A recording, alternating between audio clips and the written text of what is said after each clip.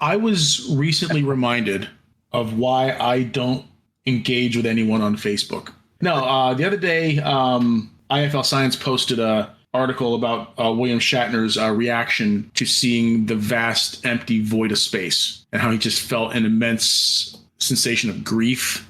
I remember in the comments to this article, someone had said, "Oh, I can totally relate to that." And I went on there, I was like, actually, I don't really think you can, because I think this is just one of those profound experiences that you can only understand if you experience it for yourself. Right. Like one of the first comments called me an incel. I'm like, what?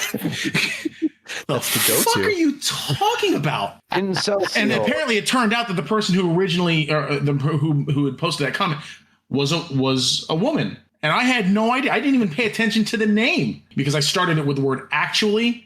They said, no, that sounds pretty incel-y, just telling a woman that she can't, feel what she feels or whatever. And I'm like, oh, fuck off. So you incel mansplaining. I know, right? Fucking Christ. Hey, we've got an internet celebrity and an incelebrity.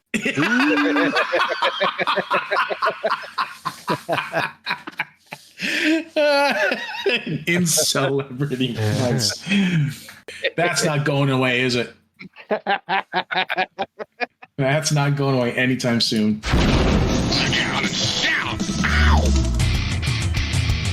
Welcome. You have now tuned in to the Blackout and Shout podcast with your host, Mike Kincaid. Can I tell you that Baby Yoda just annoys the shit out of me? Because you haven't watched The Mandalorian. Oh, look at Baby Yoda, so huge. Levi Curry. Some people do all sorts of crazy stuff, like dinosaur romance novels. Those are really a thing. Taken by the T-Rex. A billionaire dinosaur forced me, ravaged by the raptors. I wonder if there's audiobooks of them. And Jed Vargo.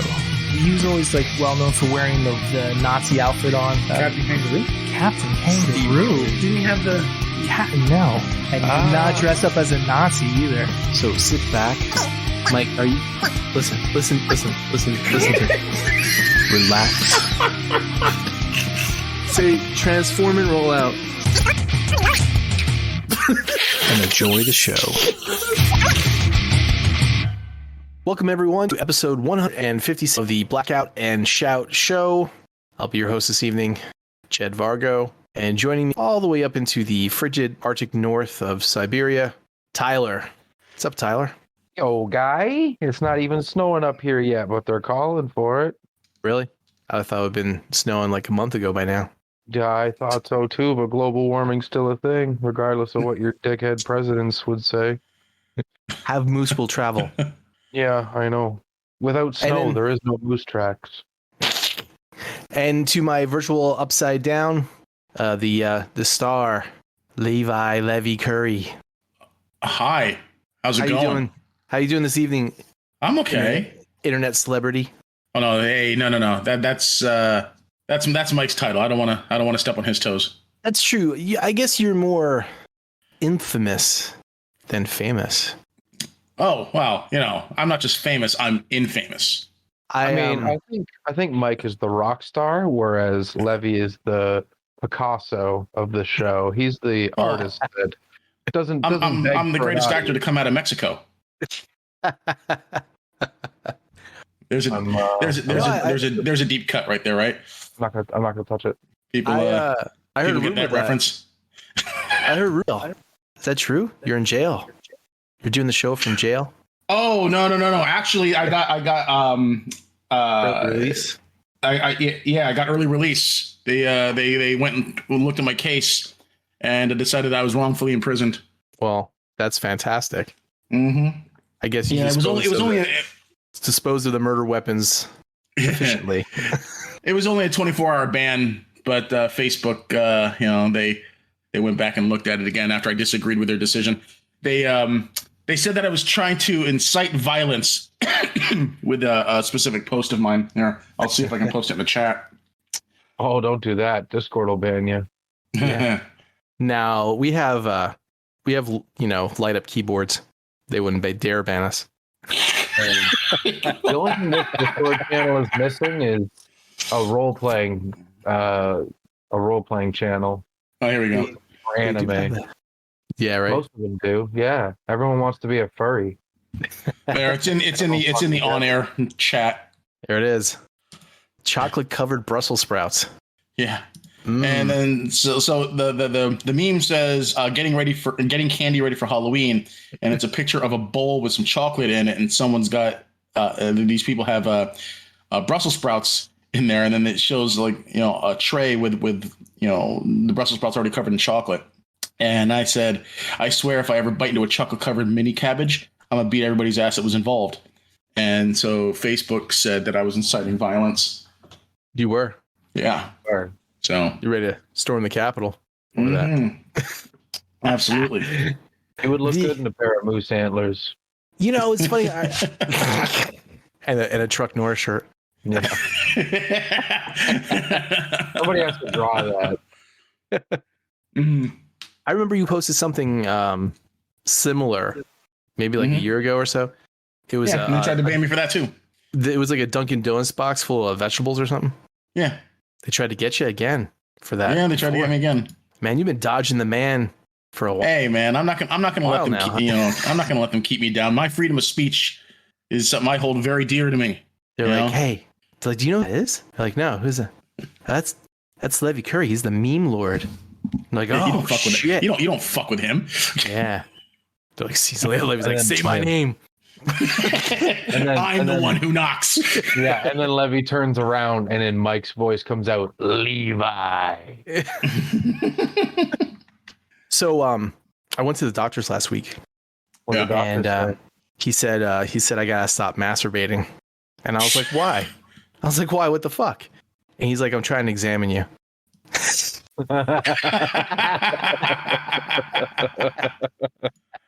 Oh man, that's good. That's pretty good, Jed. That's pretty funny. That was my obligatory my opening joke. I had another one too. What do you call a line of guys waiting to get their hair cut? What? A barbecue. Wow. Pretty sure it's just That conscription. first one was better. Yeah. All right, I'm gonna finish it with this one, right? Dog walks into a McDonald's and orders a hamburger and French fries. And the guy behind the counter goes, "Holy shit, a talking dog!" He's like, "You should join the circus." The dog's like, "Do they need an electrician?" Oh my god, that's like the one. That's like the one about the guy that built the wooden car down in I think it was like the Philippines or something. So made a car strictly out of wood. He got Any relation, Levy? Yeah, he got a parking ticket, so he tried to move it, but it wouldn't start. Oh, Fuck you, Levy. That was funny, and you know it. What is it being in the Philippines to do anything? I don't know. I just picked a random country. Oh, okay. Like people that are creative that do stuff like that because they don't have like shitty electronics that enslave them to a capitalist system. wow! Here we go. I see the soapbox suddenly slid under your feet again. You just want to watch anime and complain about the patriarchy. Everyone does that. So, No. Levy, Speaking of your first joke there about yeah, doctors telling you to stop masturbating, yeah. I found this meme today. It's very similar. It's really funny. I'm just going to post this real quick. See that, Tyler? You can't stop. No, Even you he was in can't jail stop. for a day. You still can't stop. He's addicted to the memes. It is. That's a good one So you too. like touch my balls first? So do you like or touch how my balls first, or how does this work? Steven, I'm your dentist. That's a good one too. So Levy, All right. what'd you get? Anything new? I got a workbench. Define work and bench. It's a bench to do work on. What kind of work? Creative work. Like sawing and painting and I'm gonna driving. be using it to do painting and model building on. I was gonna say it's like a not really. Well, I guess it was originally created to do more like Dremel manual labor type of work, right? Well, actually, it looks like he did a lot of painting on it because it's the surface of it's covered with paint. Oh, cool. Oh, okay. So. There you go. Nice. Yeah. So awesome. Yeah. Cool. So yeah. So I'm gonna do the model building on there. I have a card table, like a folding card table, with that, and I have that portable painting. I don't remember what they call it, but it's basically like a tent. And and like so an airbrush booth? Yeah, that's it. Yeah. So that's where I'm going to do my airbrushing in that thing, and I'm probably that'll just be like a something that I just set up and break down as I need it, and that'll go in the corner there. So was that the original review table that you purchased a long time ago? No. Oh, the card table? Yeah. No. I was going to use it for that, but I didn't buy it for that. Gotcha. So what else is going on? Get anything? I got the that's right. I did get a figure. I got the Mafex MCU Endgame, Avengers Endgame Captain Marvel. Yeah, is it the best figure you ever bought? Not even close.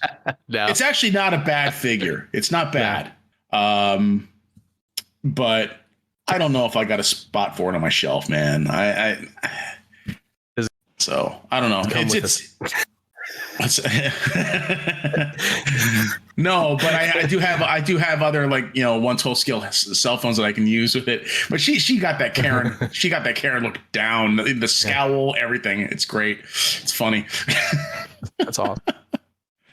Oh, that reminds me of another meme that I saw earlier this week. I reposted, but I guess it was a screenshot of a woman posting on some sort of message board or something, and she's saying, my neighbor's kids are making fun of my new haircut. Is there anything I can do, perhaps like with legal action to stop it, because I'm legal action. I'm deeply offended. And they said, someone responds, well, threatening to sue 8-year-olds is not exactly the way to beat the stereotype.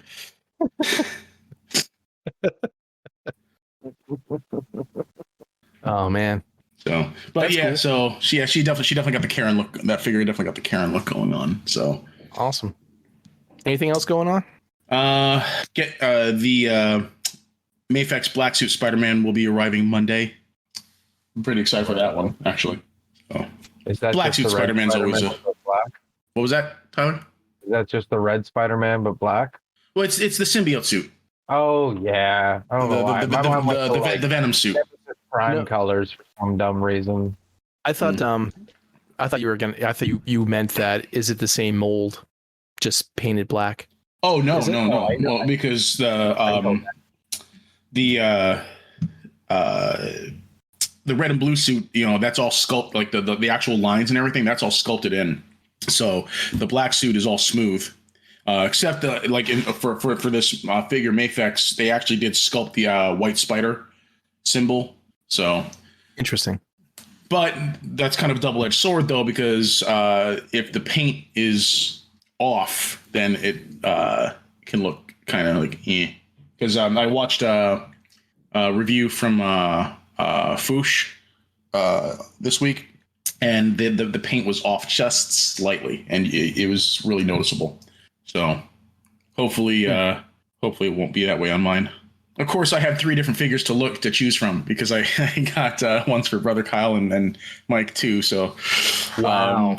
So you're saying you're gonna dig into it, see which one's the best, and then keep it. Well, I'm not going to open them up, but I mean, like, there is a plastic window. So yeah, absolutely. I'm going to look at the one. I'm going to look at him. I'm going to be like, well, this one, looks the best. I'm going to take that for myself. Of course I am. That's terrible. Oh man, Levy's got fucking dibs. He's the one that ordered them. He did all the work. Yeah. He should get to pick them up. Yeah. He's like, oh, this one's a little broken. I'll just give that to Kyle. He'll never know the difference. I'm not going to give them a broken figure. I mean, I just look forward to Kyle's review of it. I mean, and if the the paint is like absolutely egregious, like the spider symbols on his face or something, then yeah, I'll send it back and say, hey, give me one that, that's not fucked up. That might actually be kind of cool. So that's the Spider-Man. level of egregiousness. That is the level, folks. Yeah. Anything better than that is acceptable. Right. There it is first. I gotta remember to do that for when I get stuff for you guys. Pick out the good ones. That's funny. Anything else, Levy? I think that's it. Didn't get anything new, or anything else new. So, How about you, Tyler? What you been up to? Get anything cool? Just more Warhammer. Still plugging away, buying more Warhammer. What is the ratio of painted versus unpainted things you have? Too much. I can't really do the math, but I have more unpainted than I do painted. Like grossly more or half? At this point, it's grossly more. I have enough. Like I have enough painted to make like a list to play with. Yeah. But it's not the list that I use. So because like the rules are always changing in the game, right? So today the stuff that I have painted works great. But then tomorrow, the stuff that I have painted, they have 1 wound, they save on a 6, and other nerdy shit you don't give a fuck about. But I don't know. The rules are always changing and evolving, so it's like the list has to kind of change and evolve with it.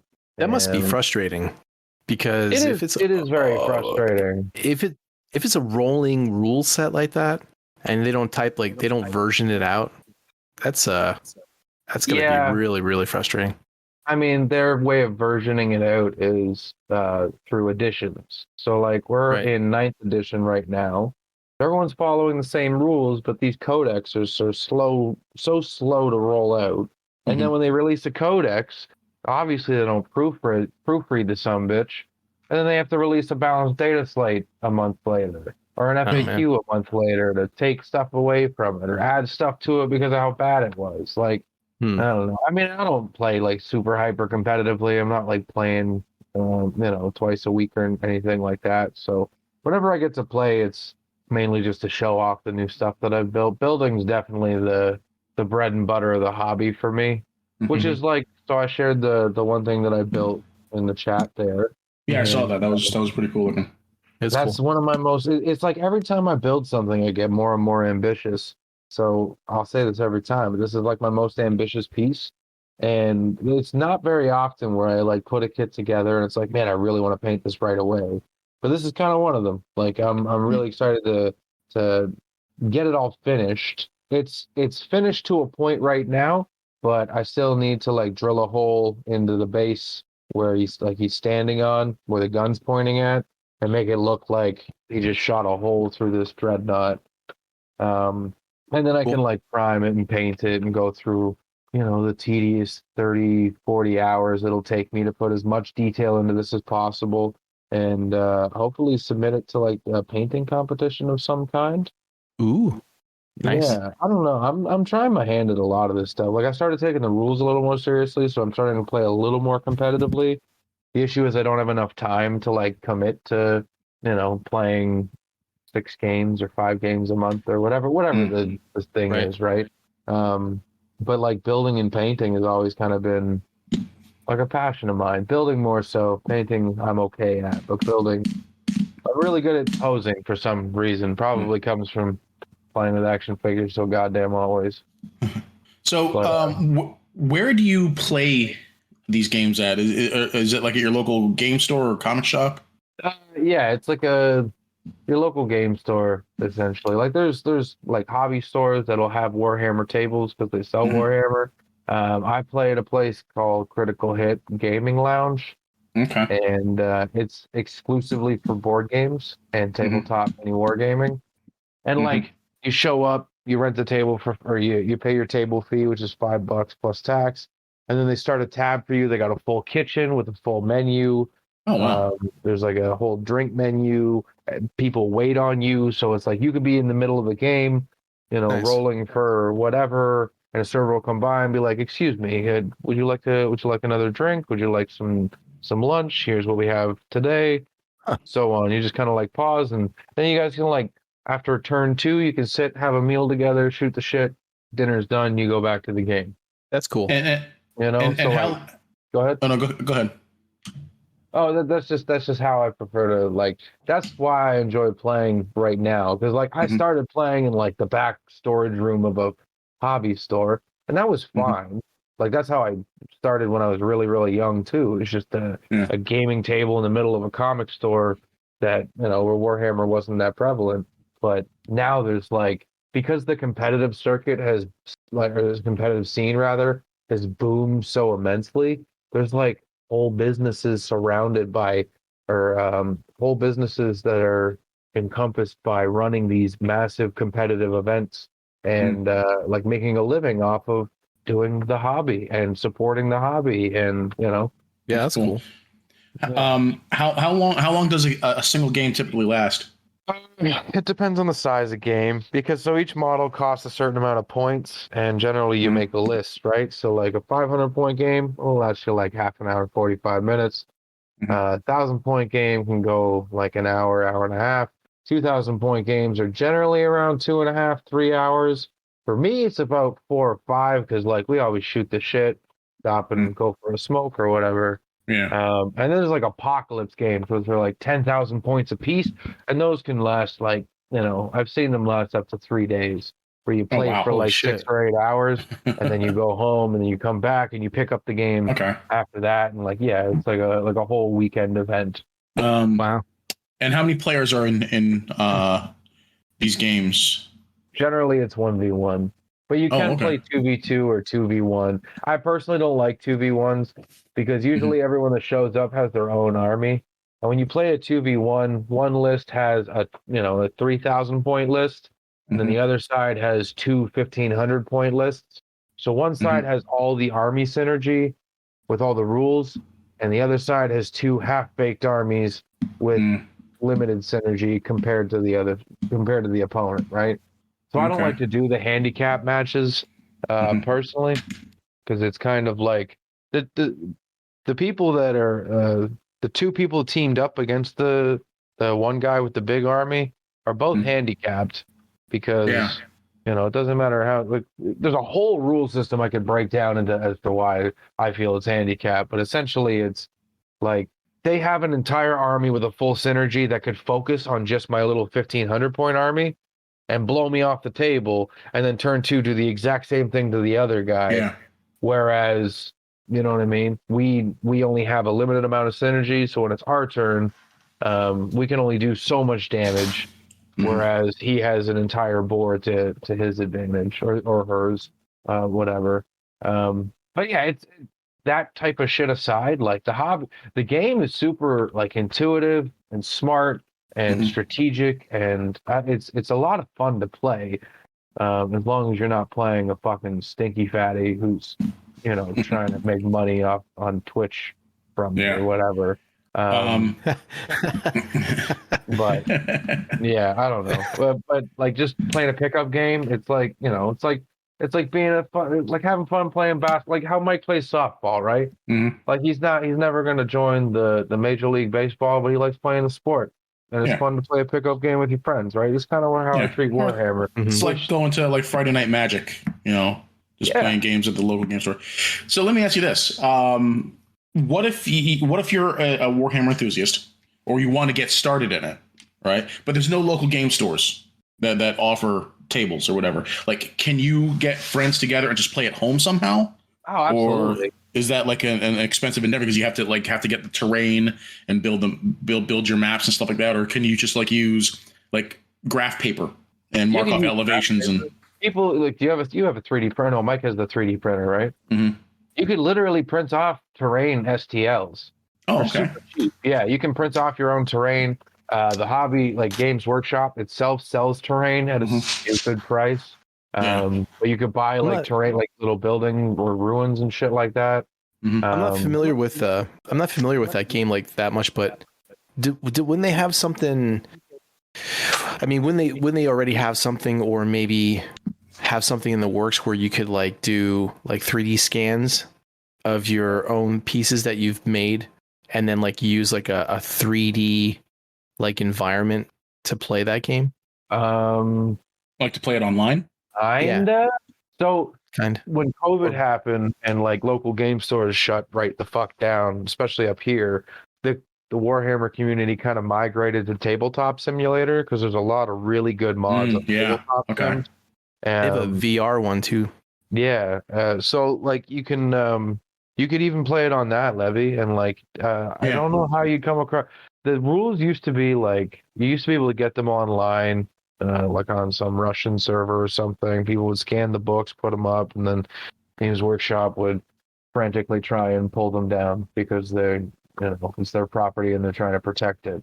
Mm-hmm. But as far as like the new edition stuff, they haven't really leaked all that much, or if they've leaked, they haven't like the whole books haven't been posted. Well, they actually did succeed in taking that down. It was called the Trove RU, and it was actually another site too for like Dungeons and Dragons books and all other types of strategy games. It was like a just giant library. Yeah, and then somehow I forget how, but there was legal action taken and it was taken down. Can't blame them. It's this game is their bread and butter. It's their baby, right? So, like you're gonna be protective over it. But there's also a point where it's like, if you're every 2 years you're charging. So each army has a codex. You're charging, $60-$70 a codex. The new edition comes out. That book's $120. You're bringing new models out. You're shelving old models. So I just bought $120 worth of Space Marines. And then these specific model of Space Marines are no longer active in the game. So it's like, okay, well, what do I do with all these wasted Marines? Well, let me ask you this. Like with like Dungeons and Dragons, there's like editions, right? So you have the first edition, the original that came out way back when in the 70s.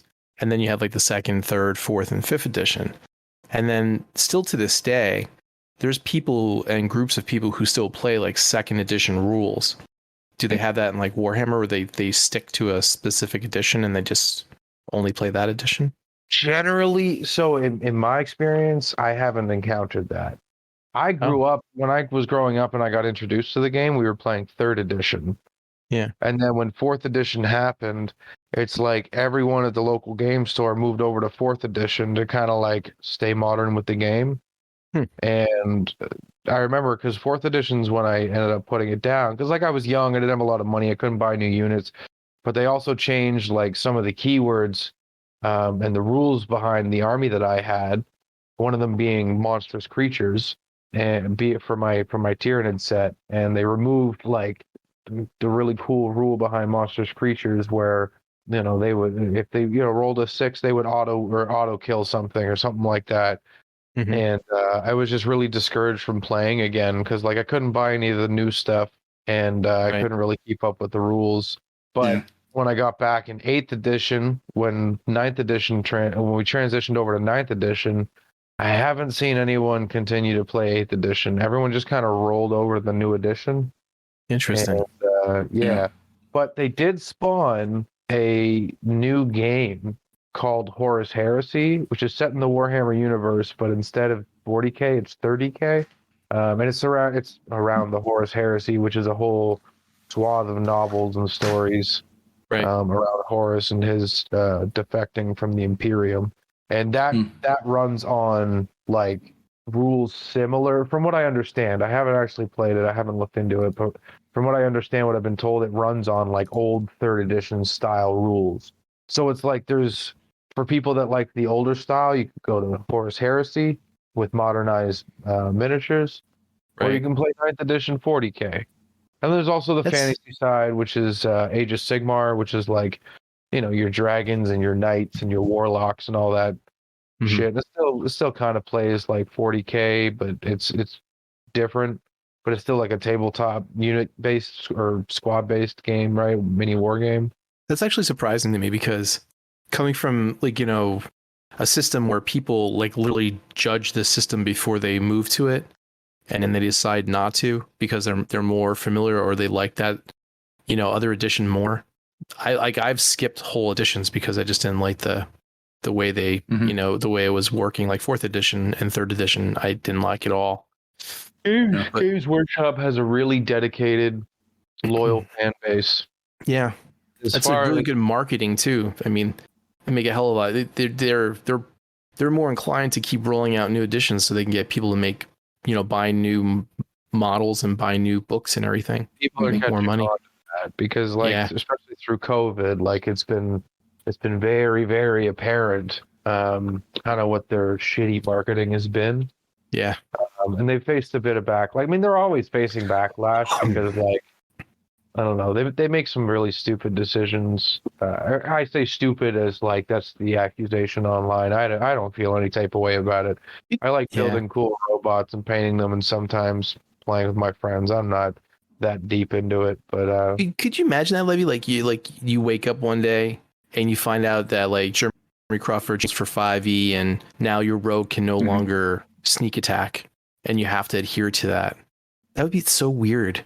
Well, who would tell me I have to adhere to that, though? I mean, it's my own private game. Well, that's right? No, but if it's my private game, then if it's a private game, then and I'm the dungeon master, I'll be sure to let everybody know. It's like, these are the rules that I'm working with, and I imagine it's the same way with Warhammer. If it's like a private game and something like that, then people would be free to play whatever edition they want to play.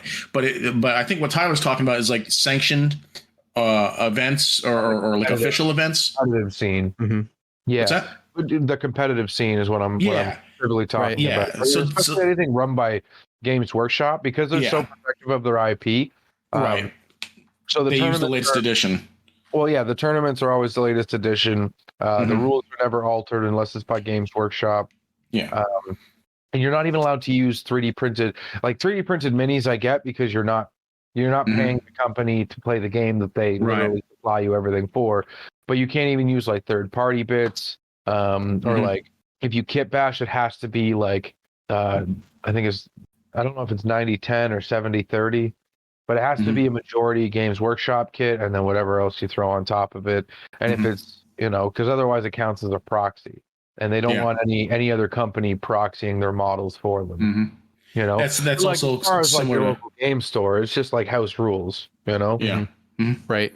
Yeah, that's similar to Magic too, because because I play Commander with some friends every so often. Right, it's a format of Magic, but because we don't want to spend exorbitant amounts of money on cards, because the Commander format became so popular.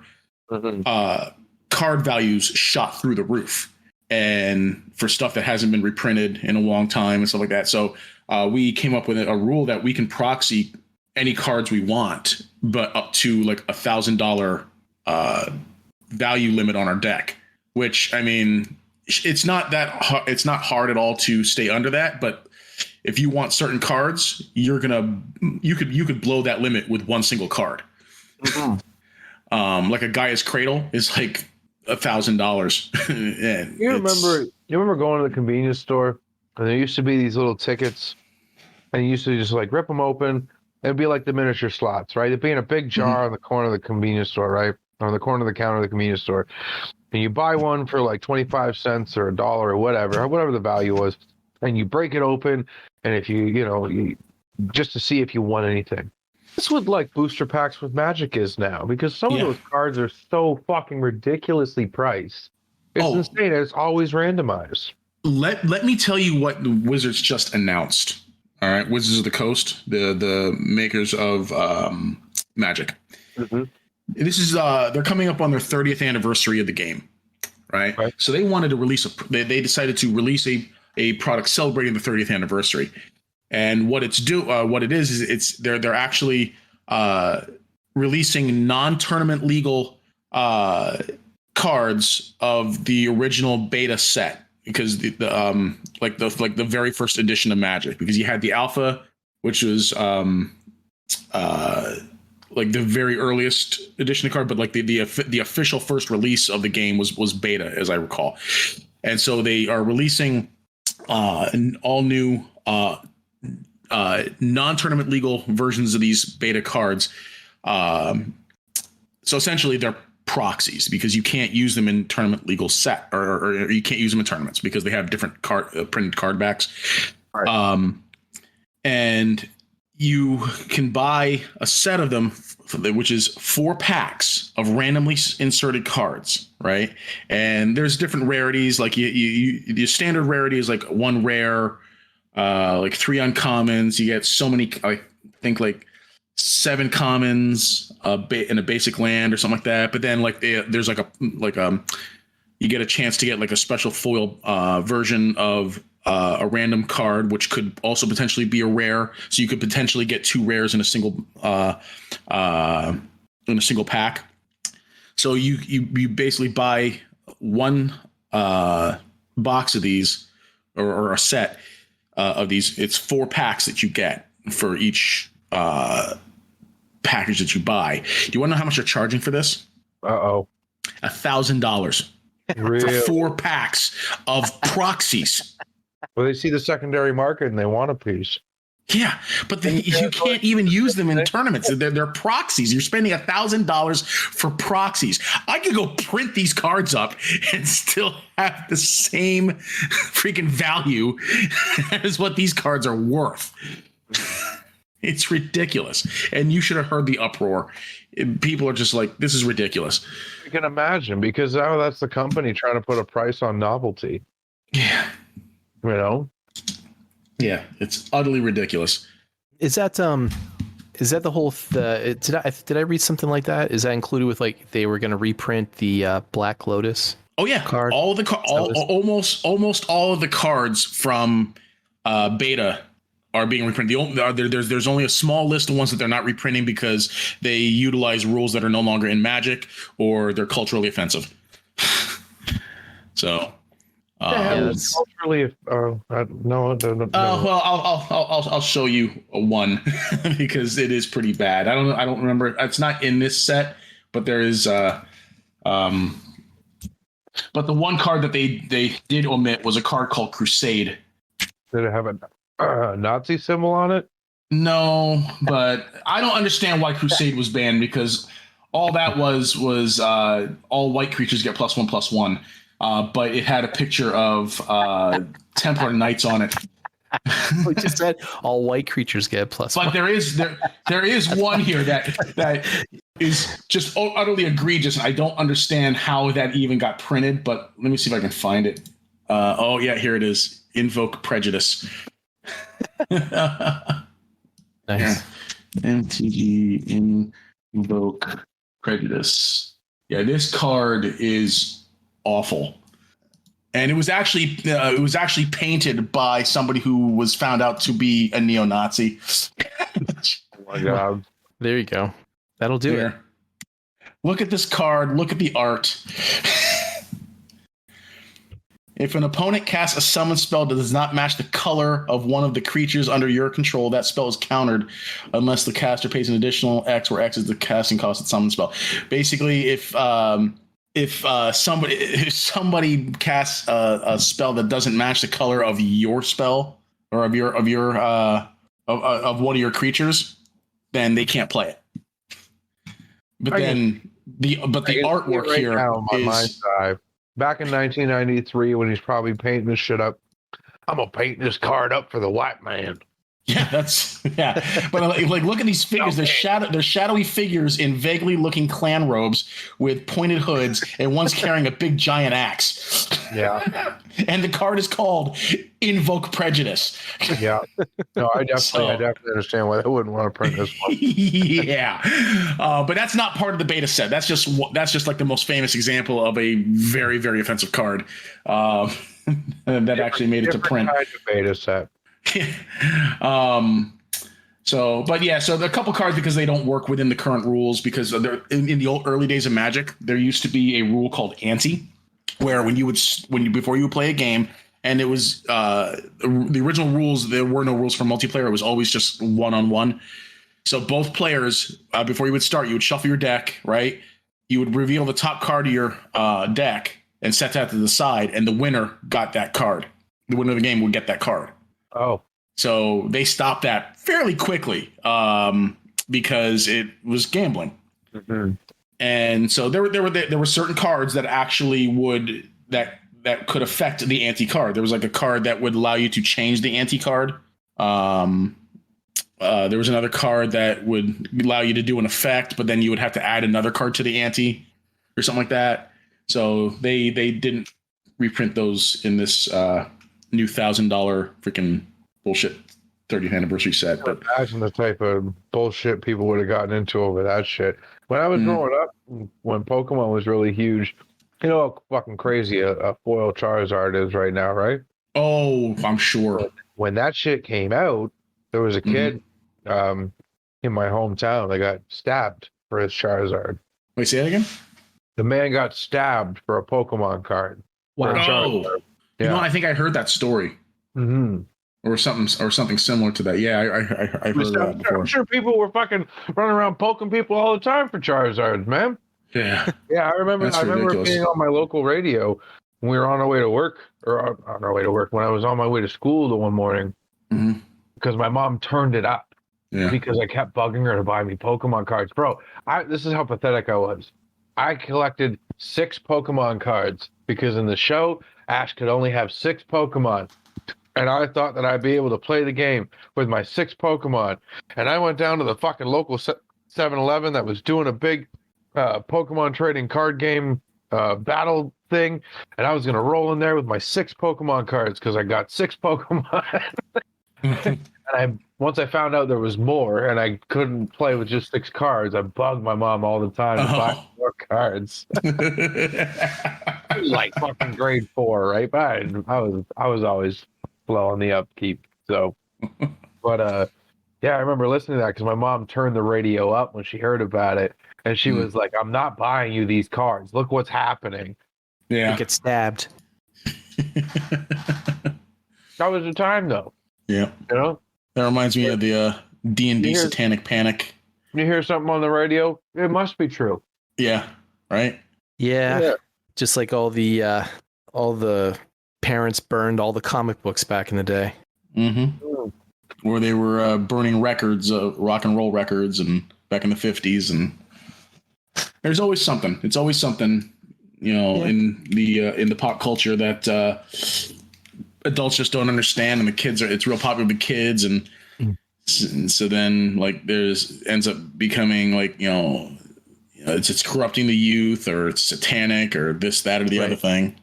See, they should have been burning the comics before when they were all garbage anyway. So,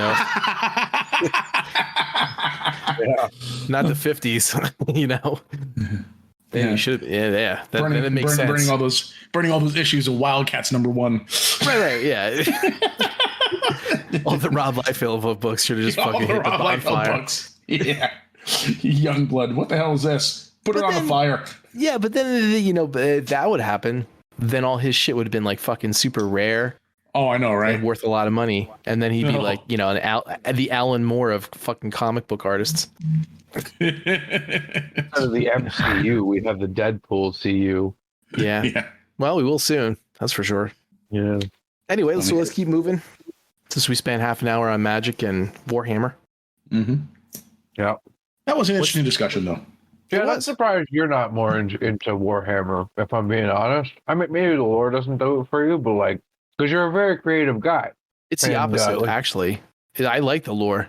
I like reading up about the whole story of it and stuff like that. Ever since I saw that CGI film that dude did. Oh, yeah. Astartes? Yeah, that's it. Yeah.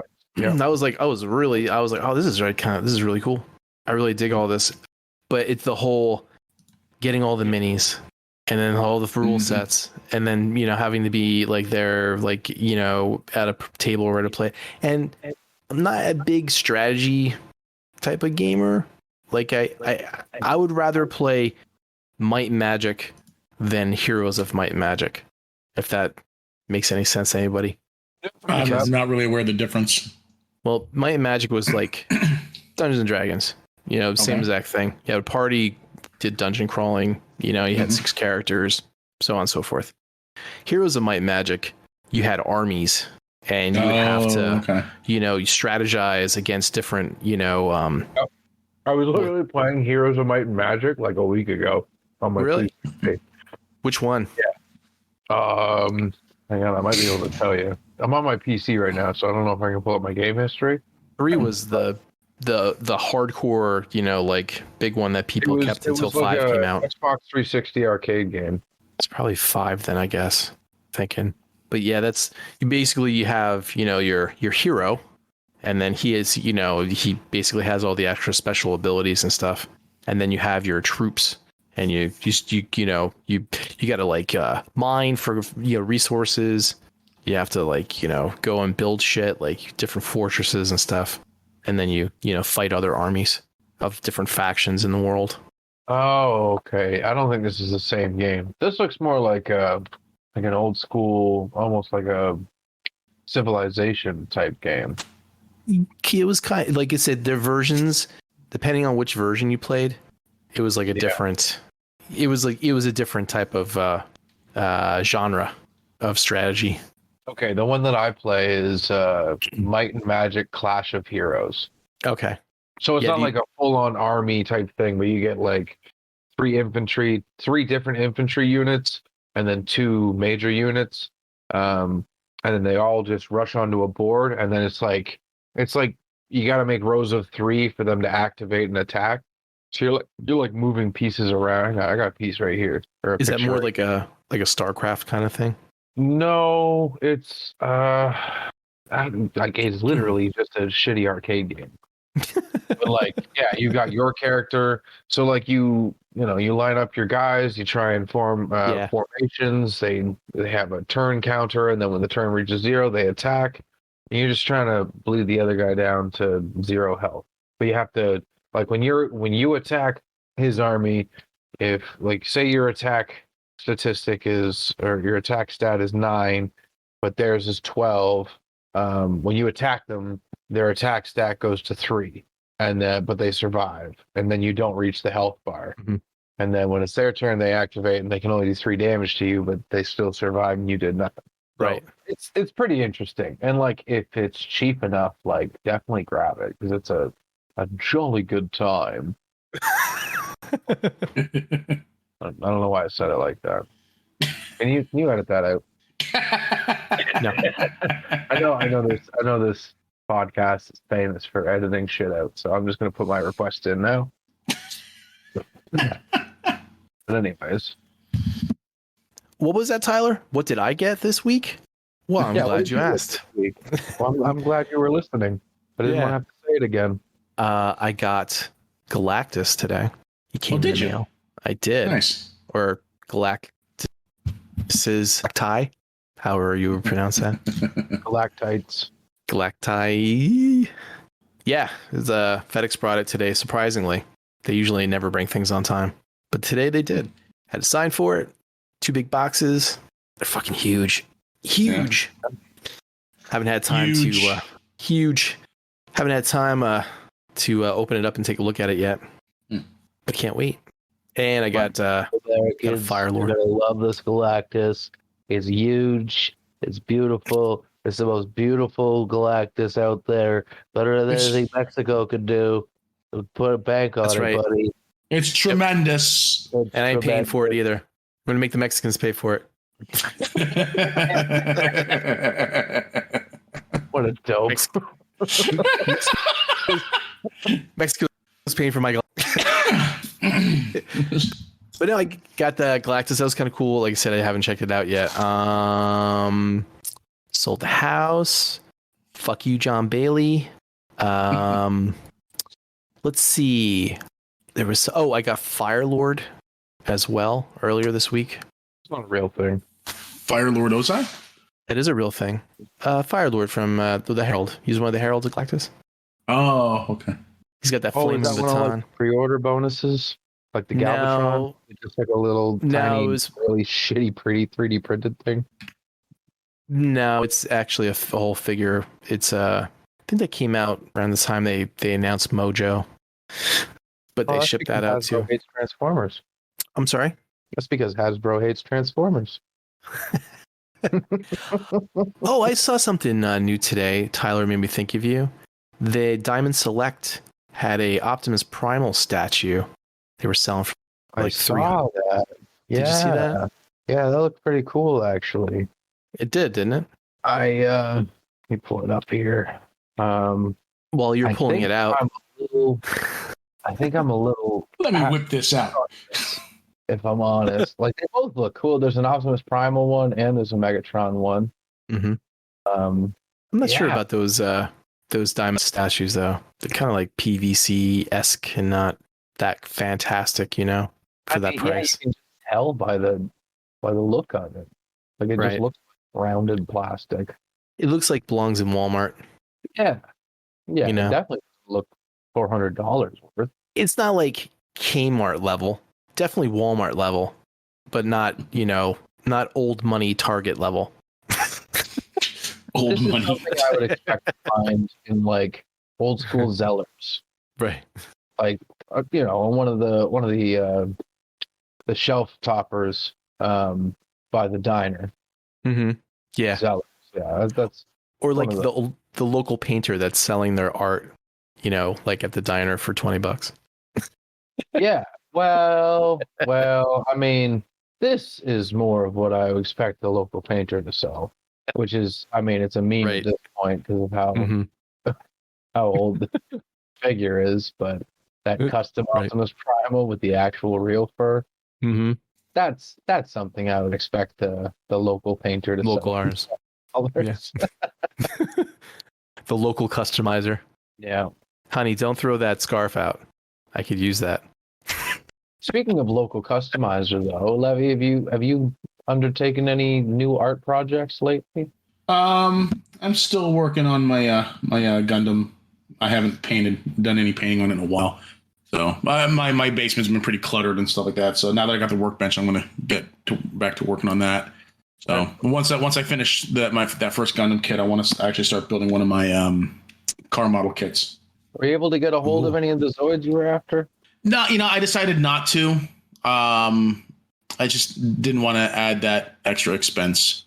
Another rabbit hole to fall down. Yeah, it's like the Gundams are one thing because like the Gundams I can pick up for like $20 a kit. Yeah. Even less sometimes. The model car kits, they're like $25. So those aren't gonna break my wallet. But yeah, I mean I really would have liked to get that. Iron Kong, but there's like, what was it, like 125 or something like that or more? No, it was like $400, I think. No, there's a reissue that they're doing, and it was like I think it was like 120 or 130, something like that. It's high-end master model kit, but it's like, you know what? I don't need to add that extra expense of a new toy line, so. Because I know if I get one Zoids kit, that's just going to open the door and justify me buying more Zoids kits. Right. And so I don't want to give myself that invitation. There's only one more Zoids kit that I want to buy, and it hasn't released yet. But it's the new high-end master model Koenig Wolf. Okay, yeah. They have the Koenig Wolf school prototype images of it, and I'm pretty sure we talked about it last time. I thought I saw that on Ami Ami. Maybe Shadow Wolf. It might even be. There's Command Wolf. That one's out. Shadow Fox. What's the black one? That's out. Shadow Fox. Yeah, I have Shadow Fox. I thought I just saw that. Was it MMS? Right? They label them. Is that correct? HHM. HHM. That's it. I knew it was something like 3 letters. HMM. HM. High-end master model. I thought it was a high-end master model of it was like maybe it was a Shadow Fox. I thought it was a wolf though. I'll have to look again. This is the high-end master model Shadow Fox. It does kind of look like a wolf. It was a really fun build too. I really enjoyed building. Yeah. And the thing I like about these two is like they're so articulate. Like the what are they called? I want to say end right. cap, polycap. Polycaps in them hold up pretty. At least mine have held up pretty decently. So like the articulation's really good. Most of them come with their own stands too, from what I remember. Or maybe I just had stands lying around from Gundams. I don't remember, but yeah, they're really really cool. But yeah, you're right. I'm not into sorry, go ahead. Sorry, I was gonna say you're right. It was the Shadow Fox. It was a pre-order HMM Zoids. Yeah, $30. That's pretty cheap for high-end master model. I would really, really like if they Kotobukiya would continue the Metabots line, because I had a few of those as well. And so there's a discussion to be had here, and I don't know if you guys want to get into it, because I know y'all are on a schedule or whatever, with how the show usually goes. But I kind of want to talk about what ruined collecting for me and why I kind of transitioned over to Warhammer, because I've been thinking about it a lot, especially recently, because I've been kind of pondering if I just want to sell everything in my detox and be done with collecting action figures, period. Mm-hmm. If you guys want to get into it, I'm primed and ready to go. So, Yeah, I'm down. Yeah. Well, why not? I think it's a good topic.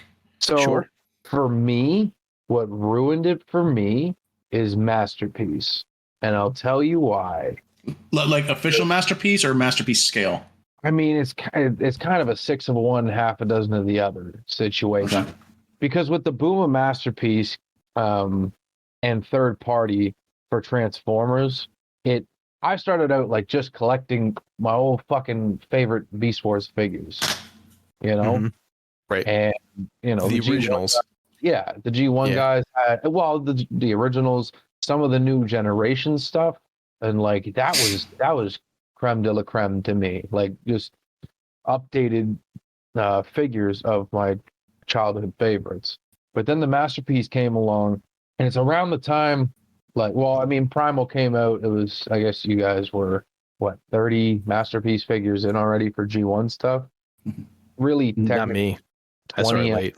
MP10, right? I just mean for like official releases for Masterpiece, once they established what Masterpiece scale was. Mm-hmm. And then third party kind of like tagged on to that. And then you got your fans toys and your X-Transbots and some of the other companies that, like, I remember really enjoying third party, like the upgrade kits, like that Revenge of the Fallen Bruticus with the Fans Project upgrade. Yeah. Combiner Wars with the Perfect Effect upgrades. I really enjoyed that part of it. But when official Masterpiece kind of like took over the scene and then all the third parties started going in that direction, to me, it just raised the cost of the hobby to a point where I started to get a little uncomfortable. Mm-hmm. And then like I started realizing I'm collecting not so much because I really love these pieces, but because I want to have a conversation piece at a table I didn't feel I really technically belonged at in the first place. Because I've never really been about like buying these high ticket items, and don't get me wrong, they're beautiful and they look great. Like they look exactly like they jumped off the screen, and that's fine. But it kind of spiraled into this bigger spending more money on more expensive toys, stuff that like I wouldn't have even considered collecting, like Borderlands figures, Titanfall figures, Dead Space. I tracked down the Dead Space Isaac Clarkes, and they were like almost $150 for a NECA figure. On my worst day now, I wouldn't spend $20 on a NECA figure because of how garbage the quality is. You know, like, because I don't know if y'all have ever touched any of those Pacific Rim from NECA, but like you move an arm and the legs fall off because of how shitty NECA's quality's been, right? Well, it's like you gotta take a fucking. Like go ahead. The Alien, the tail broke on me like 3 times when I bent it. Yeah, right. Like, and I don't know. It's just kind of like I started realizing this because like I'm having a hard time getting rid of the Beast Wars Masterpiece, and I feel like it's because when I got rid of a lot of my vintage stuff, and like that was kind of a thing too. Like I got so heavy into it because of the people I surrounded myself with, and I'm not. Wait. Buddy. Wait. Are you having a hard time, like emotionally getting rid of it, or a hard time finding people to sell it, buy it? I mean. Oh no, fuck! If I put this shit up, it would be gone in a week. Oh, okay. 100%. There's still people crazy to buy these figures, and at the whatever secondhand market retail is right now. Right. Like Primal, I think goes for almost $300. Wow. Whatever that crazy number is, yeah, and like that's for a loose one. I've seen them on eBay; they go for crazy numbers. Wait, that's like, Canadian money. That's like $50 American. US, right? Oh, Yeah, that's American money. Jesus, leave my fucking Maple Funny money alone, will you? Maple funny money. I'll trade you that masterpiece for a bowl of. I mean, it depends on what you put in that poutine, but I might be down. I tell you what, hit me up in the DMs after the show. But yeah, it's just kind of like I just noticed myself kind of spiraling into a collection that I really didn't have a place in my heart for. That sounds corny as shit, but when I started realizing like I'm buying stuff to keep up with my friends now, not because I really I'm enjoying it because I'm keeping up with my friends, but I'm not buying it because I enjoyed it first and I just happen to be keeping up with my friends. You know what I mean? Right. So you had the whole enabling community. Kind of. Well, I wouldn't even say it was enabling because it wasn't them like talking me into buying it. It was me wanting to be part of that circle. And I'm not talking shit on anybody, you know, like with the Stasis Lock. I mean, I've gone through my ups and downs with the Stasis Lock guys, but the majority of my tenure on that show, I really enjoyed being on there. I love talking about Beast Wars and the stories and the you know the head canon and what could have been and you know the whole nine. I loved enveloping myself in that universe and collecting those figures was kind of. What was it like a podcast or something? Yeah, it was like the number 9 Beast Wars podcast or some shit. Oh, forgot about that. Yeah. It was under Blackout and Shout and Too Much Energon. That was so long ago. I know. Seriously, that ago, wasn't it? It had, yeah. I think it's been almost over 2 years since I've been on there full time. Yeah, and like they're doing crazy stuff too. Like they're gonna have David K on for episode 300, which is amazing. We've dreamed of that shit in the beginning. You know, to get some of those guys on there, and we were in the works to try and do something like that. And, you know, it just so happens life takes us in different directions, right? But yeah, Masterpiece is really kind of the catalyst to where I started like I didn't fall off because of Masterpiece. I kind of like hopped on. But like when I hopped on and things got out of hand, when I root caused the problem there, Masterpiece was kind of the point where it's like that was my point of no return.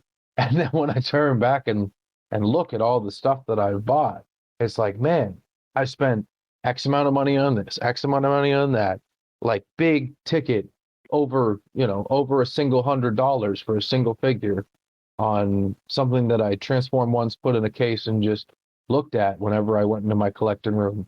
But outside of that, like it was just kind of like a shock to me when I had this big grand revelation about like I'd spent all this money on something I'm keeping stored in a room that I don't really get time to spend in.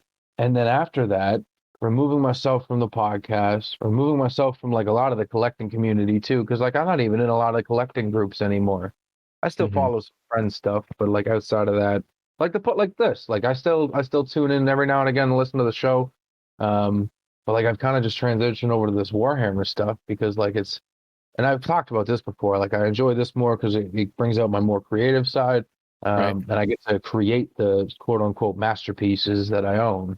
Right. But yeah, when I've often said this, like I miss the days before Masterpiece when like, you know, a $15 figure would give me that euphoria of buying a new figure, getting it in, being excited, opening it up, flipping it back and forth, putting it on the shelf, and then pulling it off the shelf a couple days later just to have something to flip back and forth. But with these new figures, man, I can't bring myself to play with them or really handle them as I would an older figure because like as soon as something breaks or chips, the resale value goes down. And it's like to me, because the cost of admission to own this piece was so high, the resale value is so valuable to me because it's no longer just an action figure that I own that I enjoy fucking around with. It's now like almost an investment. And I feel like with the boom of Masterpiece and third party, and like the same can be said for like, you know, Magic cards, right? Like with them selling, you know, four boosters for $1,000. It's crazy to me that kind of money can even be asked for some of this stuff. And yeah, like I'm looking at this stuff like more of like it's an investment instead of something that I can like handle and enjoy. And like, sure, it's cool to look at all of them standing there, altogether. But the amount of times I've spent $250, $300 on a figure and something's almost broke, or a stress mark in a critical place has popped up and I'm afraid to touch it again, but I don't want to get rid of it, because if I get rid of it, then I don't have that piece, that crucial piece to keep me as part of the conversation in a group of people that I don't know very well. I don't think that. I don't know, it's like this psychological thing that I was kind of going through my mind with, right? You're entrapping yourself. Yeah. I don't think masterpieces were ever really made to be, like a toy to be changed all the time and switched around and stuff. I think they tried to adapt to that because chugs were made that way. But those are more like, models that move or statues that move and transform and stuff. So that's just a toy. Like, yeah, if you weren't meant to transform them, why do they have very, very specific steps on how to transform? Because that's the hook, right? Because there's people, it's a transformer, so it has to transform. I'm sure. I mean, look at 3.0. They're selling a bunch of cool stuff that doesn't transform and buying it, and but they're articulated, but they're just action figures now at this point. But they're high end, or like Play Arts Kai, Hot Toys, 3.0 stuff too that they've done besides Robot and Iron Man stuff. Yeah, those are posable things. Like I remember getting and not to derail your conversation or anything like that, but I remember getting my first Hot Toys figure, and that was a Spider-Man figure, and I remember reading up about how everyone is very much against posing them. You pose them, you take a picture, you put it back in its museum A stance, put it back in the box, and that's it. Because that way, it won't crease, it won't rip, it won't, you won't fuck up all that shit. They're like, these are meant to be, in this way. And I was like, fuck that. It's fucking Spider-Man.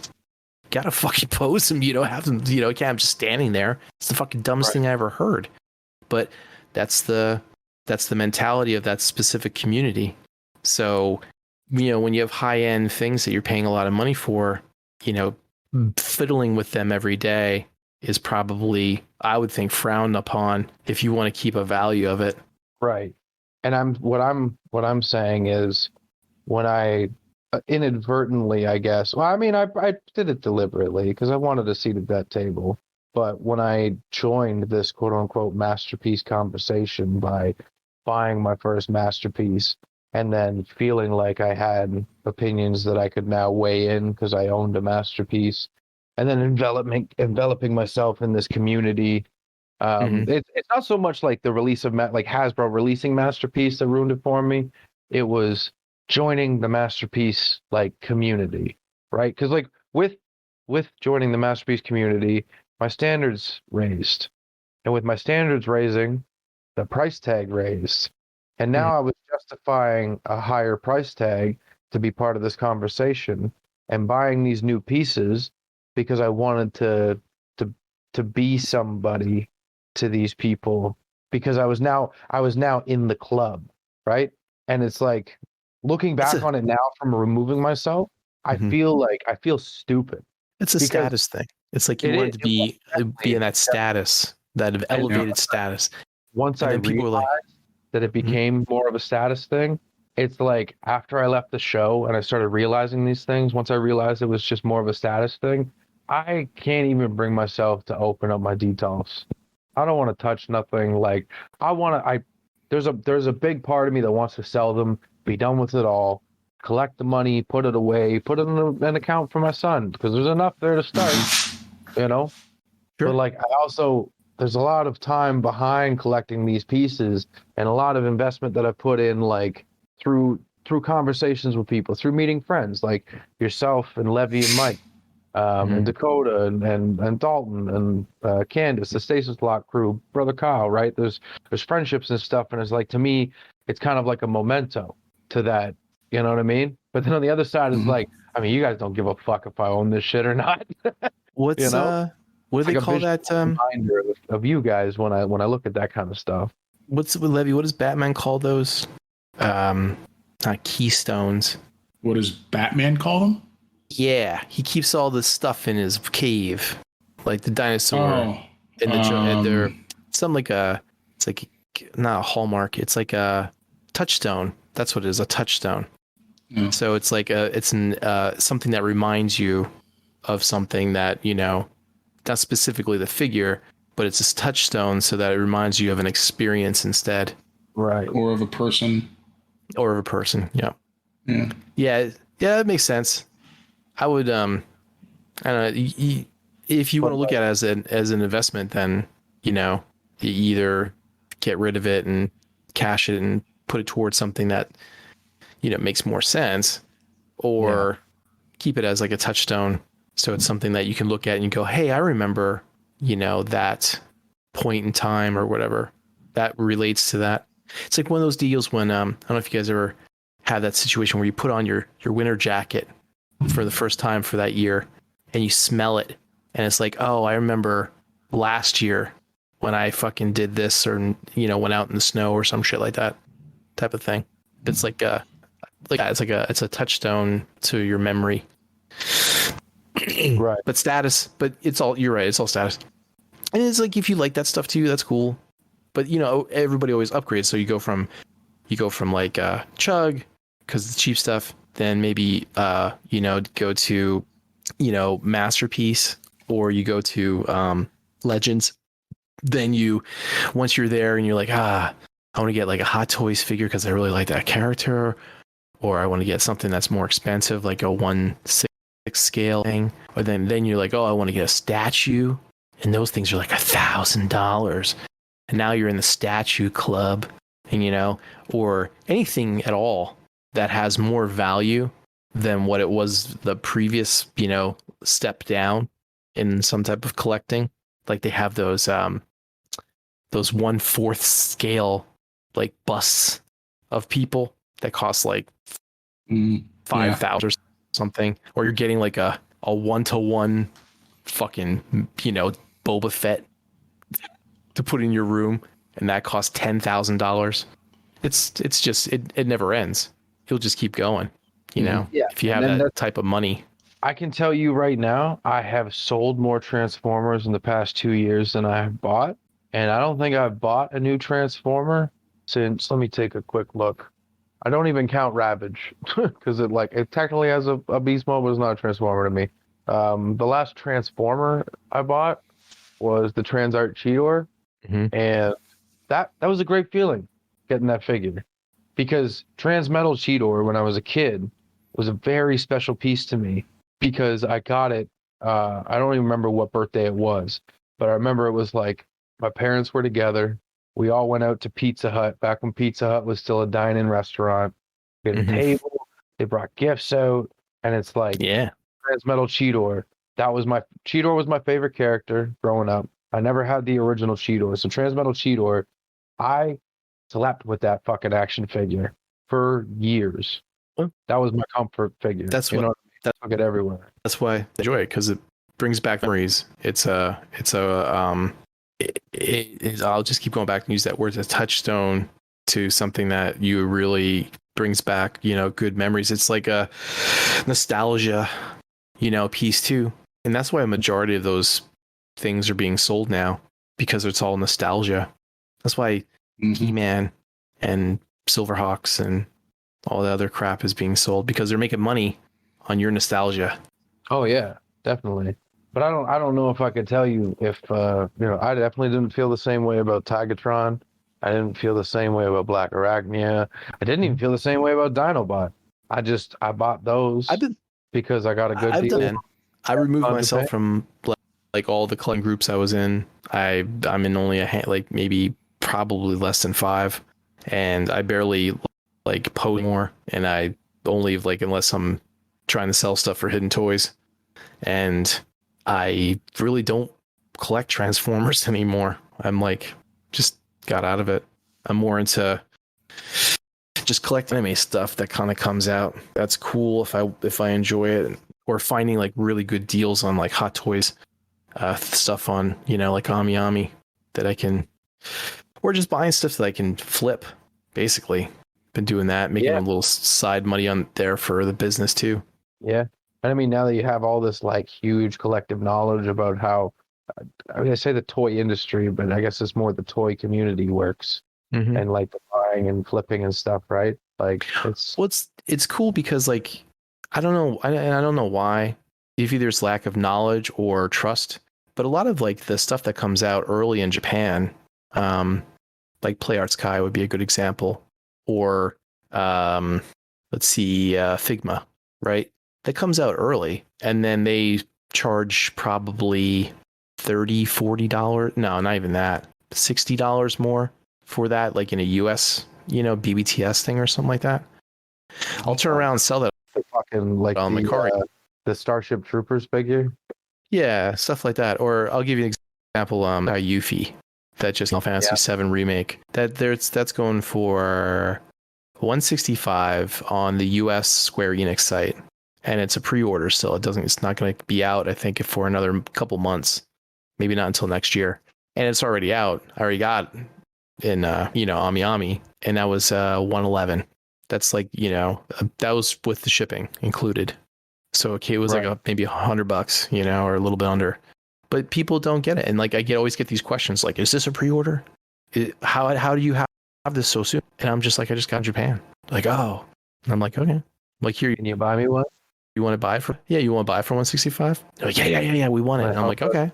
Want to help out a collector brother? Help out the community? Yeah. So it's like I'm like paying like the middle guy. It's like I'm my own, mini US distributor, which is kind of silly. Yeah. But I digress back, getting at a collecting thing is just like I'm being very, very selective in what I buy. I canceled my Ghost Rider, HasLab thing. Did you cancel yours, Levi? Not yet, but it's not getting funded, so I don't even think I need to even cancel it. I actually just checked. They finally dropped below 5,000 backers, so they've been hemorrhaging backers. Yes. Yeah, it's not, and it's on 10 days left. It's not. When I looked, it was this was about a week ago. I think it was like 5,800. Wow, really? Yeah, interesting. Yeah, that thing flopped hard, man. When it didn't make the early bird thing, it flopped hard. I think that early bird thing is a double-edged sword. And I think I mentioned this last time, where like the early bird thing can get people hyped up for it, and I think it worked for the HISS tank, right? Telling you, they got to lock that stuff in quick. But then can't be a month. Give them a week, and that's it. And locked in a week, and that's it. And then they got that FOMO. That is. Yep, exactly. That FOMO, yeah. But so like you're the same with the I was saying like with this one where they didn't make the goal for the early bird, and then just everybody lost confidence and or interest or both, and ever since then they've been losing backers. I think I saw one day in the last since the early bird didn't make it where the number of backers went up, and it only went up by like maybe 100, and then it just went back to dropping again. Right. You're in the same boat though, right? Levi, you're in the same boat as like Tyler and myself. You're being very selective with your purchases. Yeah. I mean, one of the reasons I got into Gundam or picking up Gundam kits is because they were cheap. They still look cool. And it gave me that outlet to have cool robots, but I don't have to spend Fans Toys prices for a cool looking robot on my shelf. And because I can paint them, I can make them look as cool as I want them to be, as long as I'm willing to put the work into it. And that's what Warhammer is to me. Yeah. Like I get to build them, I get to paint them, I get to pose them, I get to glue them down. So I'm essentially they're not action figures anymore, right? They're just statues. Whereas Gundams would be like you'd be able to pose them any day of the week. Yeah. But for me, it's like I get to create this piece of art that tells a story instead of buying an action figure from a story that was told to me. Yeah. Well, there's a piece of you in that. Exactly. I said this like years ago, and I'll say it again. With the metaverse coming, and like within the next 10 years, you're going to need a virtual collecting room You're going to be downloading digital content. You're going to be able to VR, look at your room, move things around, transform it, or do whatever you want, paint it and stuff like that. You're going to be able to do all of that digitally and virtually. And that's where everything's going to go. Telling you, within the next I'm sure 5 to 10 years, with AI advancing art and like, modeling and stuff the way it is, and being able to do digital scanning so much easier than we used to be able to, like maybe a year or two ago. It's going to happen. And you're going to have collection rooms. You're like, hey man, you want to see all my collection? They're like, yeah. And like, so you're saying you'll be able to like have a virtual representation of your physical collection. Well, you're just going to get to the point where you're not going to need it anymore. You won't have physical collections anymore. You'll just have virtual. They're going to sell you 3D renders of figures. Yes. And they do it now. Yeah. You do it now. I mean, you have it where you can probably buy your Warcraft, STL and print it out. But I'm sure there's a virtual representative. You could probably take a look at it, and it'll get there at that point where it'll be more accessible to people and cheaper. And gentlemen, I just want to remind you that all of this doom and gloom, weird Matrix future shit is coming from the same guy that thought the Google Stadia was going to be a massive success. They just turned that down. I got an email. They're going to refund everybody. It's shutting down at the beginning of the year. That's too bad. It was a good idea. It's just they didn't. It was executed poorly. Yeah, poor execution. That's 90% of where a lot of these failures come from. It's like you can take the best idea in the world, but if you got a fucking dickhead running the show, then like it's not going to go anywhere. Yep. They should have just like had that Game Pass, had the games included, and just pay a subscription price. Yeah, if they just made it a subscription model. Yep. I think it would have been fine. Mm-hmm. But when people were told that they had to buy each game they wanted to play, then they're like, well, what happens when your service shuts down? Oh, we're not going to shut the service down. Shut up. You're Google. You always shut the service down. It would have been better going the Microsoft approach and just doing a Game Pass. Mm-hmm. You know what I mean? Absolutely. You sign up for the subscription, you pay the fucking $50 rental fee for the box or whatever the fuck it is you plug into the TV or whatever, and then you just pay $20 a month. And you just get access to a fucking 100 or however many games rotated in and out. Whatever happened to that Steam console? Did they ever come out with that? Or did the Steam Deck? Yeah, the Steam Deck. Yeah, it's really popular. Is it? Okay, I didn't know if that was. From what I understand, it's really popular. Yeah. Didn't even know it was out yet. So it's so. Does this mean I'm old? Yeah. Yep. So popular. I just didn't realize it came out. Yeah. You weren't keeping up with everything. I know. Fuck! Now I gotta buy a fucking the Steam Deck. Yeah. Actually, I should say I think it's fairly popular. Not very popular, but I think it's fairly popular. I think it's selling well. So, but I could be wrong. this Microsoft Activision acquisition is really taking the spotlight, and like the whole beef between Sony and Microsoft over this bullshit. It's so petty. It's like watching two fucking rich kids throw fucking, I don't know, lawn darts at each other from a football field away. It's all money. It's all everything revolves around money. They don't give a fuck about you or the creative process. No. It's just about profit. You start taking their profits away, then they're going to have beef. 100%. No, I throw down. But you know what? Why don't we take both of them fucking, what's his name? Phil Kelly, and whoever the fuck owns Sony, and put them in a room and make them settle it over a game of Smash Bros.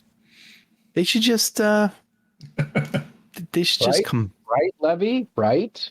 Sure. They should just do crossovers, just like Marvel did, and just be done with it, and then rake the money in. Yeah. Right? Yeah. I mean, the game Destiny does that. Fortnite does that.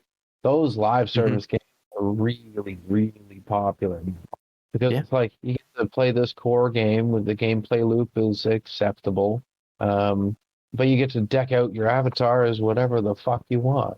It's kind of like, I guess it's kind of like WoW, but it's like they get, I don't know if WoW has any licenses to like use whatever XYZ property like Optimus Prime and WoW or whatever. No, they don't do that. Stick through their own stuff.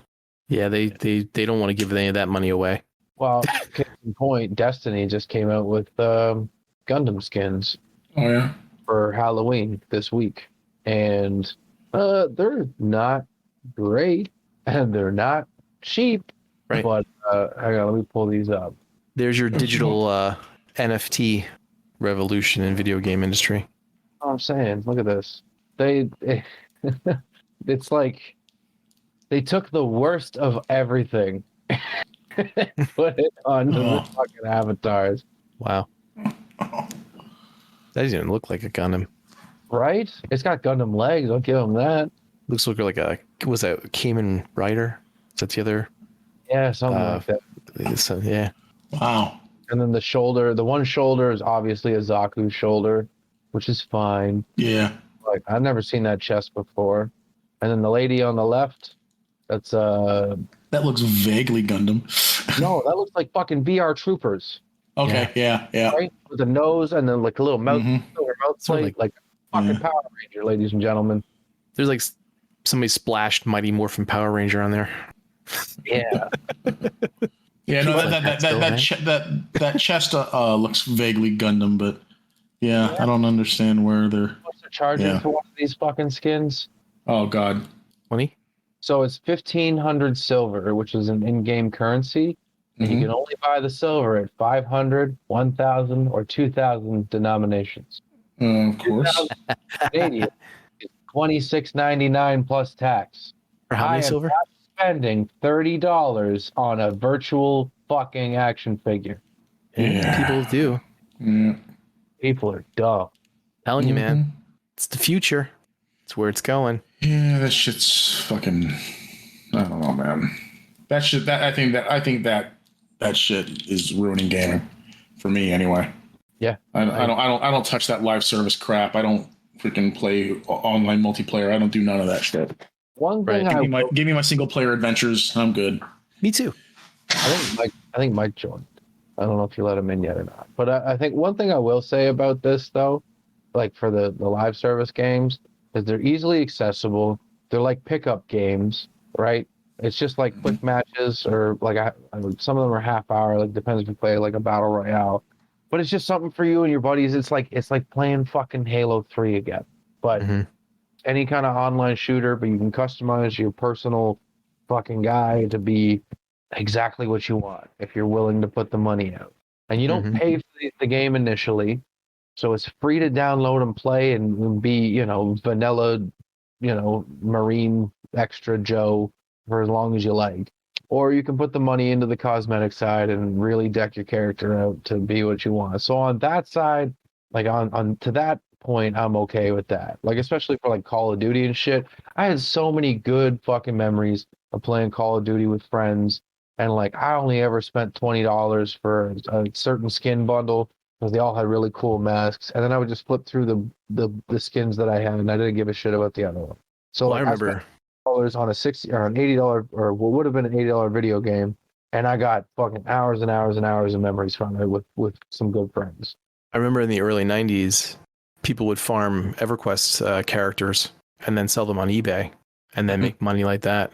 Yeah. And, then everybody, all the corporations caught wind of it, and they're like, well, we could do that too. Let's start selling, accessories and stuff for extra money. And then EA came along and fucking destroyed business with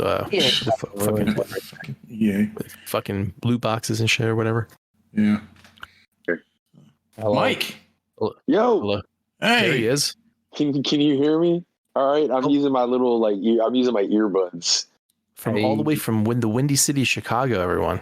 Yeah, man. But I sound okay? Can you guys hear me all right? Yeah. How was the drive? Shy ride. Yo, the drive was a lot shorter for some reason than when we came out here. Yeah. Don't shush me. Why are you shushing me? She's shushing. Vanessa's shushing you right now. So it took us, we got out here in like 11 and a half, 12 hours. It was, I think it took us like 14 when we came out a couple of years ago. But yeah, it was, we got in standstill traffic. Like we weren't even out of Allentown, and we sat in standstill traffic for like a half an hour out on 22. Mhm. And then once we got past that, it was like smooth sailing the rest of the way down here. So We stopped for a lot of snacks and bathroom breaks. we did. Yeah, we did. Yeah. Yeah, we did. Well, yeah, there was a lot more people in the car, so probably had to take a lot more breaks and shit. Right, So. right. Yeah, so we're just chilling right now. We're just kind of chilling. We're gonna go out for a couple drinks with a couple of these guys here at the Caddy Shack's place. Yeah. So there was a lull in the action, so I figured I'd hop on with you guys for a couple minutes. Awesome. How did Brother Kyle do? Did he go like William Shatner on the flight? He just got here. I only hung out with him for maybe like 15 minutes. Like he hung out for a minute, and then him and Candace went off to grab something to eat. Oh, So yeah. we're gonna meet up with them. Front lawn right also. now, grass. What's that? I said, yeah, they fucking did. They're out on the front lawn right now picking up grass. Oh, that's not what I thought. That's not what I thought you said. I thought that. I'm not going to tell you what I thought you said. It's a family show, man. Candace, there's something on the wing of the plane.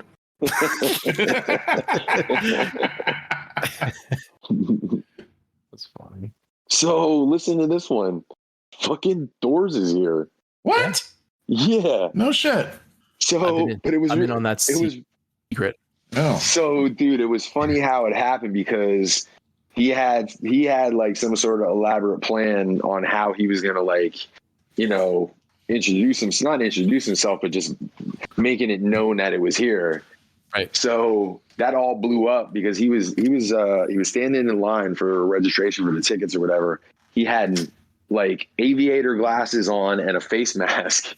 And I just happened to be walking by and I looked over and I saw him and I'm like, man, it kind of looks like Doors, but like Doors ain't here, But I actually, it stopped me in my tracks and I stood there and I just eyeballed him for a minute. And he was a real terrible actor. Like instead of just like acting natural, he like quick did like a jump, like pivot, and like put his back towards me or whatever and like hunched over like he was trying to hide behind something. Did he put on an American accent? No, he didn't say anything. He just went into full on silent mode. So there was three people there that he must have been chatting with because they were all terrible actors too, because they were all smiling real big at me. And I'm like, what the fuck is going on, man? So I walked around the corner and I stopped and I'm like, I think it's Doors, but I don't know. You run into them situations where you go up to, you think you know somebody and then you go up to them and it's not that person and you feel like a moron. I was having that debate with myself, like around the corner. And then I'm like, nah, man, I'm going up and I'm saying something. So I went up and I walked straight up to him and the other three people. And as I was walking towards them, Doors did the fucking pivot again and like put his back towards me. And the other three people that were with him were like, how are you doing tonight? I'm like, I'm doing good, but I'm going to be doing even better after I hear this guy talk. And I pointed at him. And as I looked at him, he was getting a phone call. He still had the sunglasses and the mask on at this point. And he was getting a phone call. And I looked down at his phone and it said Nathaniel Armstrong on the phone. And I'm like, you're fucking busted. Yeah, That's so funny. the plan didn't make it as far as he wanted it to, but it was pretty funny. So he's got like all kinds of jet lag. So he's actually taking a nap at the moment, and then we're gonna hook up with him too and head down and grab some drinks afterwards. But we had him just walk up on Brother Kyle and hand him the pass, hand him his DFCon pass. So he goes walking up and he's like, "Hey there, Brother Kyle," and he like slaps the pass at him and just walks off. And Brother Kyle was just standing there with this confused dog look on his face, like, what the fuck just happened, man? We're like, yeah, that was Doors, by the way. So is it just funny. him, or did he bring his wife? No, he's flying solo. Yeah, he's flying solo. Well, that was the other thing that threw me off because the three people he was standing there with, one of them was a blonde girl. I kept looking at her and I'm like, nah, man. I'm like, that ain't. So I was like, it's Doors and his girl, but I'm like, nah, that's not. I kept looking at her too, and I'm like, nah, that's not his girl. So it was all just very confusing until Nate called and blew it up. But anyway, so cool little surprise here. So Should be a fun weekend. Right on, buddy. I'm here. I can't hear it. Tyler sounds like Sorry, I'm on this fucking Turn- leg. talk. Can you hear him? Is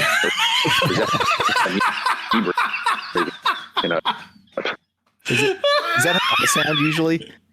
That's how I sound, don't I? That's how you sound. Oh, yeah. he got disconnected. Yeah. There he is. There he is. Now he's back.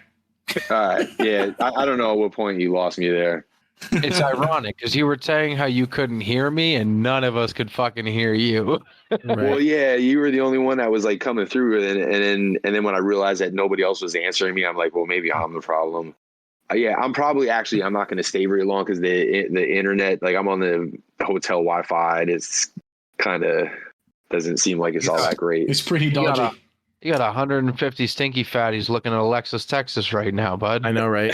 The amount of porn coming down on that Wi-Fi is outrageous. Oh my god! People looking up RC cosplay with their fucking dick beaters in their pants. I was wondering, if they know what you're looking at, because God only knows. Before you go, what's the Peter Cullen photo plan?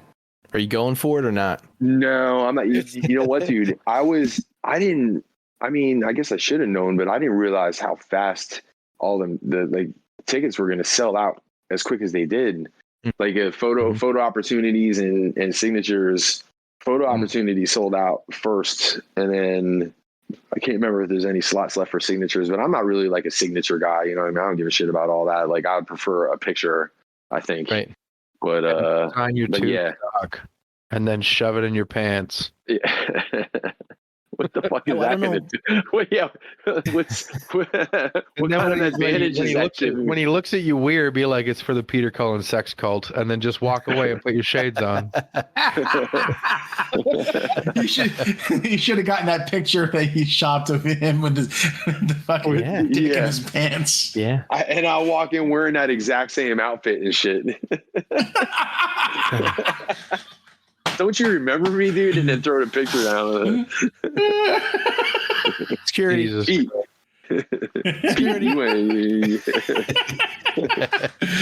Oh man. He'll be fucking yelling at security like, we must stop Chris Angel at all costs. Yeah,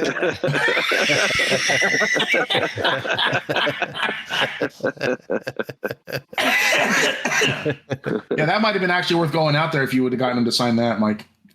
Yeah. I mean, I really was contemplating it, but they sold out so quick, so it kind of took the choice out of my hands. Hey, I don't know if Kyle told Casey Kohler's gonna have an 84-page book selling for like $40. There's only 100 of them. Really?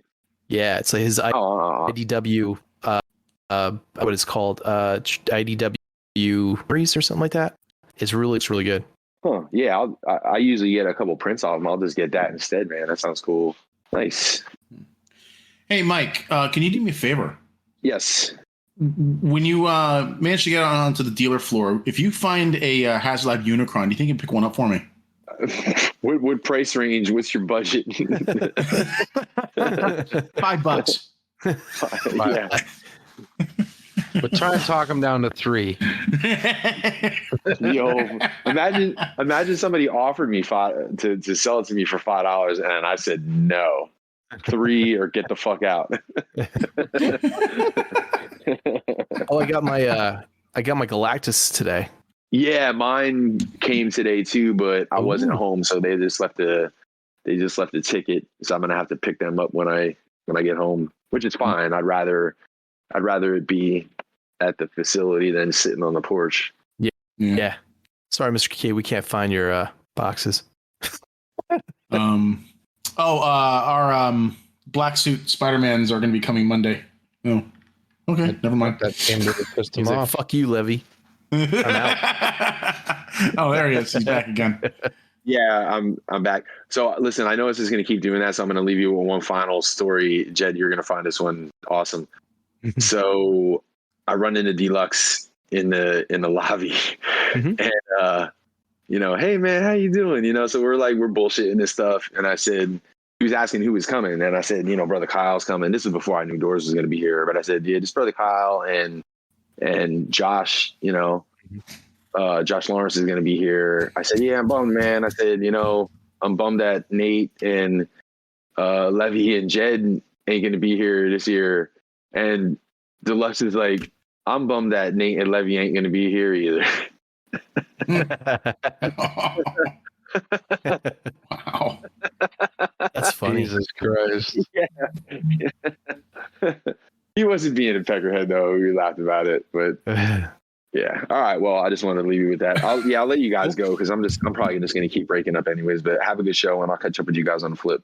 You too, man. All right, dude. Have a good time this weekend. Tell Vanessa and everybody we said hi. Hey, Levi. Yeah. Josh wanted me to tell you something. Okay. Shit. That's all he had. Oh, okay. Edit that out, Jed. Will do. All right, I'll see you guys later, man. All right. See you later. See you, bud. Peace. So now that he's gone, listen up. Now is the perfect opportunity to sneak into his house, knock over that fucking Unicron, and collect your fucking $20 because you didn't say how long that thing could fucking stand for. You said it would fall over and it wouldn't be able to stand up on its own. You should fucking do that. I thought they fucking robbed the place. Just take all the shit in the basement, sell it. Have a big eBay auction on the week. That would have been the smarter thing for me to tell you to do, but I've not been one to be accused of being smart. So that's okay. When I by wonder the if time Jefferson has a spare key. Oh, I'm sure he does. Do you think Jefferson, if Jefferson was to rob a house, do you think when he opened the door, he would like whisper, "Hey"? Is that like a nervous tick of his to just say it on the low? Maybe. Jefferson, if you're listening, it's said with nothing but love. I'm sure I'll never meet you in person, but I don't want to risk the fact, like if I ever did, that you would just punch me right the fuck out. I got to get my passport together and at least come down and meet y'all once. Yeah, do it, man. I've already met Mike or Axel, or not Axel Rose / Chris Angel. Yeah. Whoever he's cosplaying as today. But I need to meet the rest of you guys. Yeah. If we're still around by that time it happens. I know y'all are old. Yeah. Like guys fucking kicking it. So anyway, how about we move on with the show? Since we're 2 hours in. Already? Jesus. We haven't even done the toy news or haven't even done the nerd news yet. Man, went through all of the fucking segments. Yeah. Haven't done the toy. Weird. Yeah. We were just that was good discussion and stuff like that. Yeah. I figure we get this shit out of the way and get back to it. Because I know during these segments we're gonna have more discussions about other things too. I am a talkative Tammy. Sorry? I said I am a talkative Tammy. Talkative Tammy. That's what I thought you said. Yeah. Anyway, all right. So is that a Canadian expression? Must be. Probably. I think it was passed down to me from generation to generation. I heard what was Chatty Cathy is the American version. Yeah. Oh. Yeah. You guys would blame it on women. Of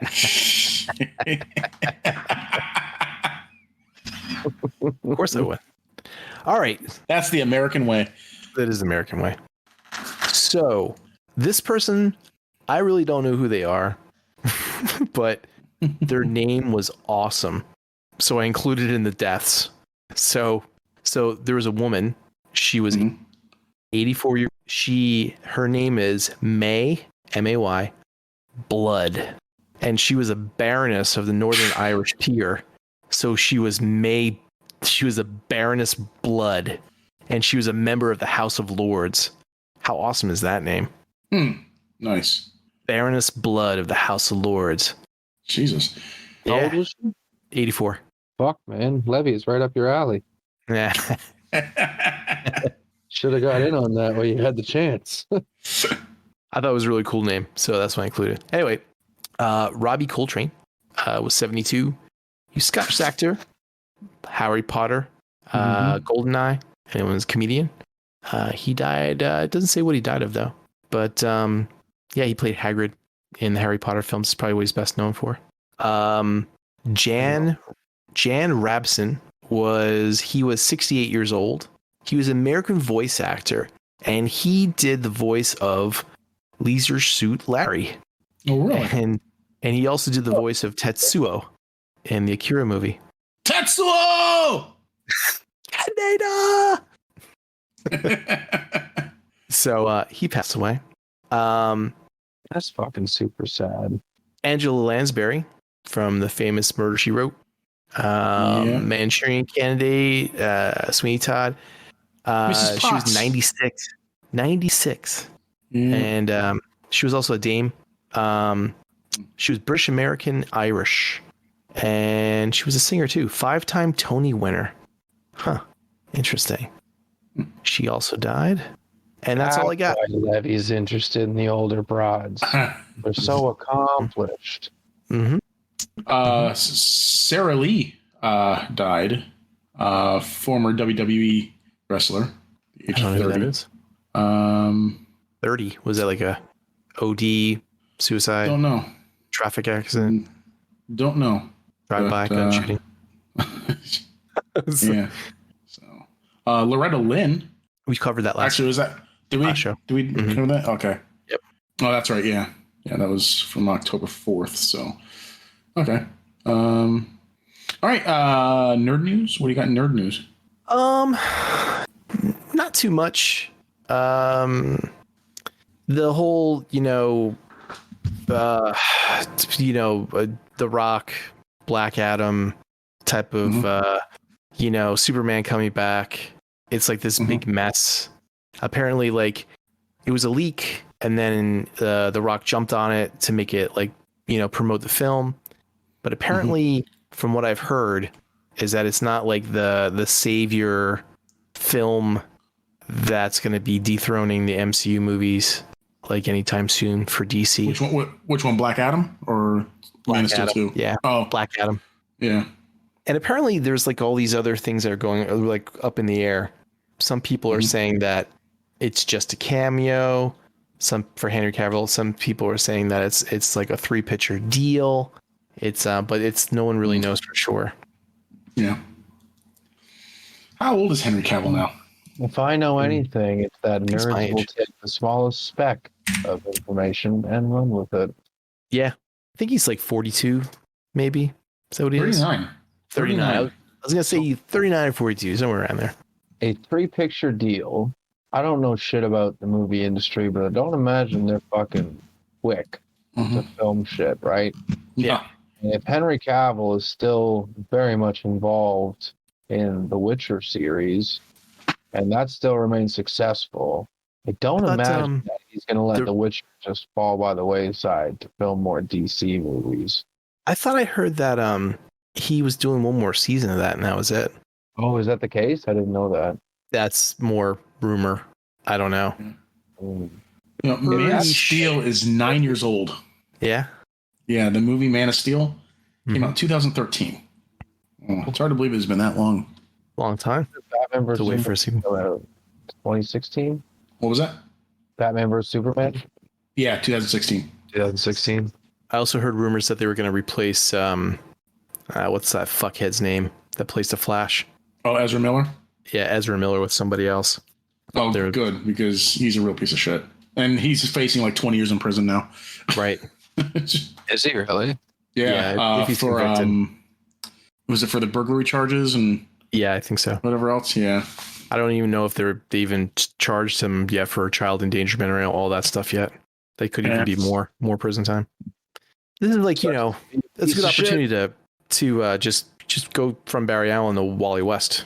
Just why there you go. Why recast Barry Allen? Just make Wally West your next Flash. Yep. What was the other thing that I read? Oh, Harrison Ford it's like 100% confirmed that he's going to be playing Thunderbolt Ross in the next Marvel movie or TV show. Probably I don't know if it's going to be Ironheart or something after that. No, I don't think he's going to be in Ironheart. He's going to be in the Thunderbolts movie, right? It's done. And I think he's going to be in the Armor Wars is now a movie because it was originally going to be a series.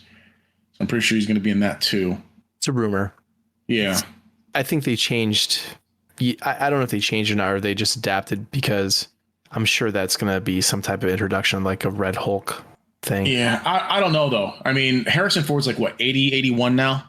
It's motion capture, and they could get anybody to do that. It's not that. It's not that. How long do you think he's got before he kicks?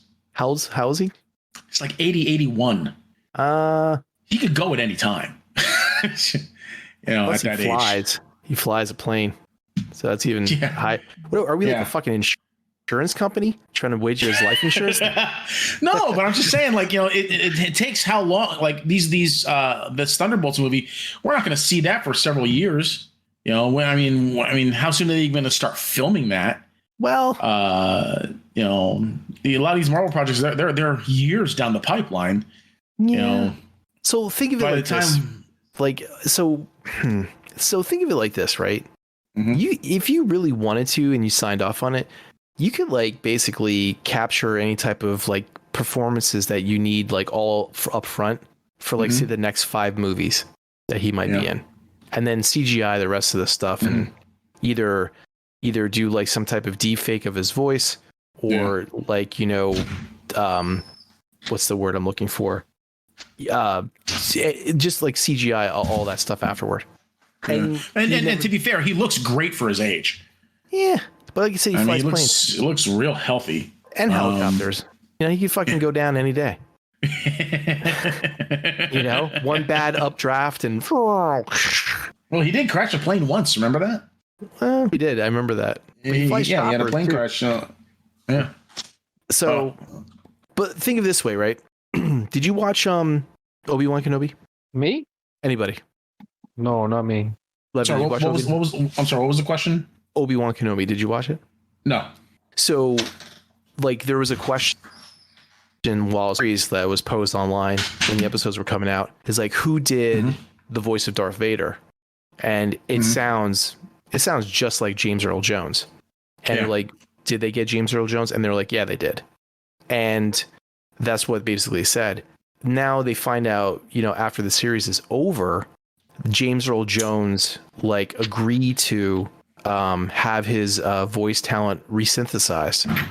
So they took Hayden Christensen, who did the voicing of it, resynthesized James Earl Jones' voice over top of it, and it sounds just like him, like fucking perfect, like the best text to speech engine ever, and it's spot on. And he agreed for let them use it into the future. And James Earl Jones is like, what? He's in his 90s, isn't he? He's getting up there, pretty far up, right? Oh, I'm sure, yeah.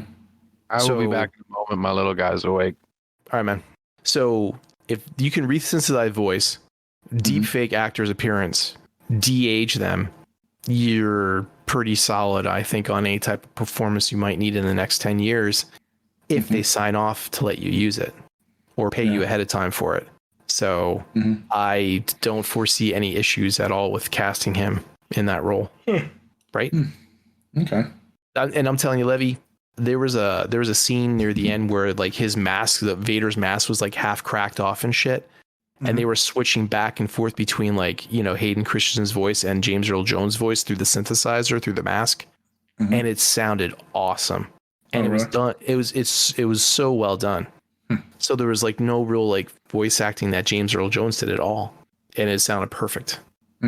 So I think, you could probably have post more like a lot of these like playing these roles or just those that character live on years and years and years and years and years.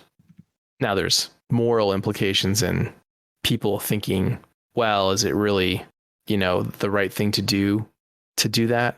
But there's a lot of people saying, if they get their consent before the fact, then you're just gonna recast anyway, probably, or maybe even fucking ditch the character altogether, like they did with Black Panther. But I don't know. Like I said, it's all about money. So if they can keep fucking making movies and keep making money, I mean, the same thing did with Mark Hamill and the fucking Mandalorian, right? All right, hello. Hey, man. I watched Chainsaw Man, as a new anime that came out. Yeah, it's pretty good. this dude just fucking chainsaws come out of his head and his arms and shit, and he just fucking kills demons with it. It's the shit. It's the best. Yeah, we talked about that before, didn't Awesome. It is. It's episodes in, and it's good. Have you watched that, Tyler? No, I haven't, but it sounds awesome. It's great. You gotta watch it. He has a pull cord in his chest. It's great. That sounds awesome. What was the other thing that there was news? I think that's it. But we could talk about when we get to the trailers. But like you said, Levi, there's a lot of Silent Hill news that came out. Yeah. So when we go to the trailers, Okay. All right. let's go to the first one then. Let's say. Jed, what did you think about Wednesday Addams? I was talking to my friend about this before I saw the trailer, and I said this is just a fucking like a dark version of Veronica Mars. But after watching the trailer, I saw it was Tim Burton doing it. I'm actually interested in seeing this where I was not before. So that's my opinion of it. How much you want to bet there's going to be a Johnny Depp cameo? Why? Maybe. Or Helena Bonham Carter? Well, what's her name was that shown at the end of it? Christina Ricci, yeah. Christina Ricci. So No, it's just because Tim Burton, Johnny Depp's always in everything Tim Burton does. is he? Yeah, well, that's the running joke. Oh, was he in the Nightmare Before Christmas? I could see there being a scene I don't where know. someone finds a poop in a bed somewhere. I think that'd be pretty funny. The jar of cocaine on the bedside, night Yeah. table. Personally, What do you think, Levi? Okay, Personally. go. Yeah, Oh, yeah, personally, go nuts. Tyler, I'll Good. save mine for last because I'm always All right. the. you're the anchor. I was never a big Addams Family fan to begin with, so I'll be skipping this. All right. So I mean, I loved the show growing up on YTV. Mhm. The old one, the black and white. No. The I don't remember. I don't know if there was any any known actors in it or whatever, but it used to be on YTV up here in Canada, and it was like an ongoing show, The Addams Family, and I enjoyed that. As far as the movie, like Addams Family Values, I think I watched it a couple times. I don't know. I didn't ask for this remake. I couldn't care less about it. It's cool, but I mean, I feel like the Addams Family is kind of like a dated concept, if I'm being honest. Mhm. Because like goth isn't really cool anymore. Just a bunch of emo family. Yeah, Instead of right. goth. Like, I don't know. I don't know. I didn't ask for it, and I mean, like, I don't even care. Like that Wednesday, like who's historically the most white pale person around I've ever seen is played by a person of color. That doesn't bother me whatsoever. To me, it's just like I don't know who asked for this.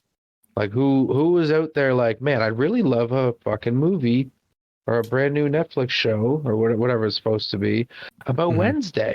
I think that'd be a really cool concept. I don't know. I don't know anybody that cared about Well- Addams Family that much to want to have like a 12 episode series or a fucking full feature length just about the one singular character in the Addams Yeah. Family. So Well, it's like, reboot. And so all the kids today don't know what the hell the Addams Family is, or like things like the TV shows that were on back in that day, the Munsters and shit, which was terrible fucking trash Rob Zombie film that fucking bombed. But yes, that's probably what they sat around the table and they're like, nobody asked for this. I bet you they'll love it. yeah, maybe. I mean, I'm not shitting on them. I just like it doesn't have my attention because I don't care enough. If you think about it, most of the stuff that we do ask for, everybody winds up fucking hating anyway. In Mhm. some way or another. Hey man, That's fair. And I'm going into this Rise of the Beast movie with that same energy. Like I'm fully aware that there's a good chance I'm not gonna like it. Mhm. But like a 90% chance.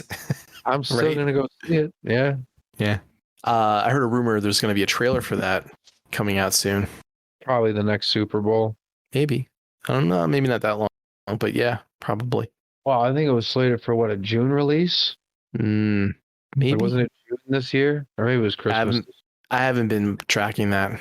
at I know all. it got pushed back a year, so I don't know. I don't know. Whatever. I don't know what big event they're gonna show the trailer off at, but like I imagine they'll show it off at something like a Super Bowl or some kind of big. Maybe it'll be New Year's. Show the trailer. Maybe.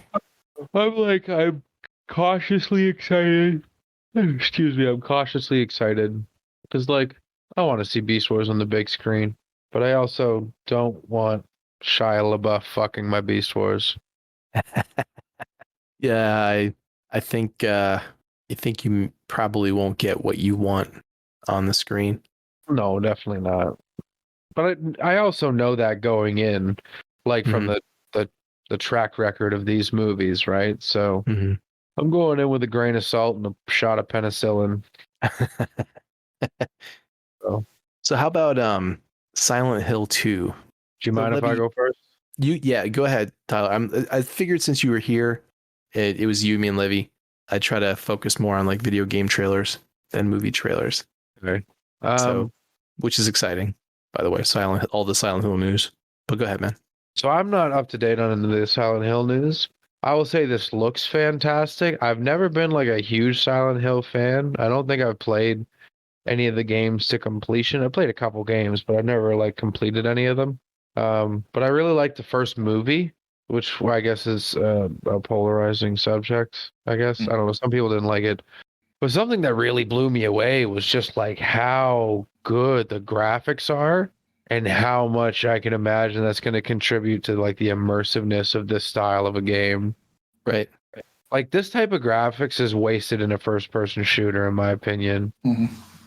But like in a game like this, where you have to take it slow and like really take your setting in, right? Like the amount of detail, like this is going to create really, really good like video game immersion, in my opinion. I think with the advancement of ray tracing and environmental effects, that this game hopefully will take advantage of that. Yeah. So Levi, was they also announced that I think they were either founder director or they're definitely making a movie, right? I don't know about that. Was one of the trailers I showed about a movie? No, it was like this big long transmission thing they had, and I didn't watch all of it. It was like 45 minutes long, but yeah, I was pretty sure I didn't watch that. But let me see.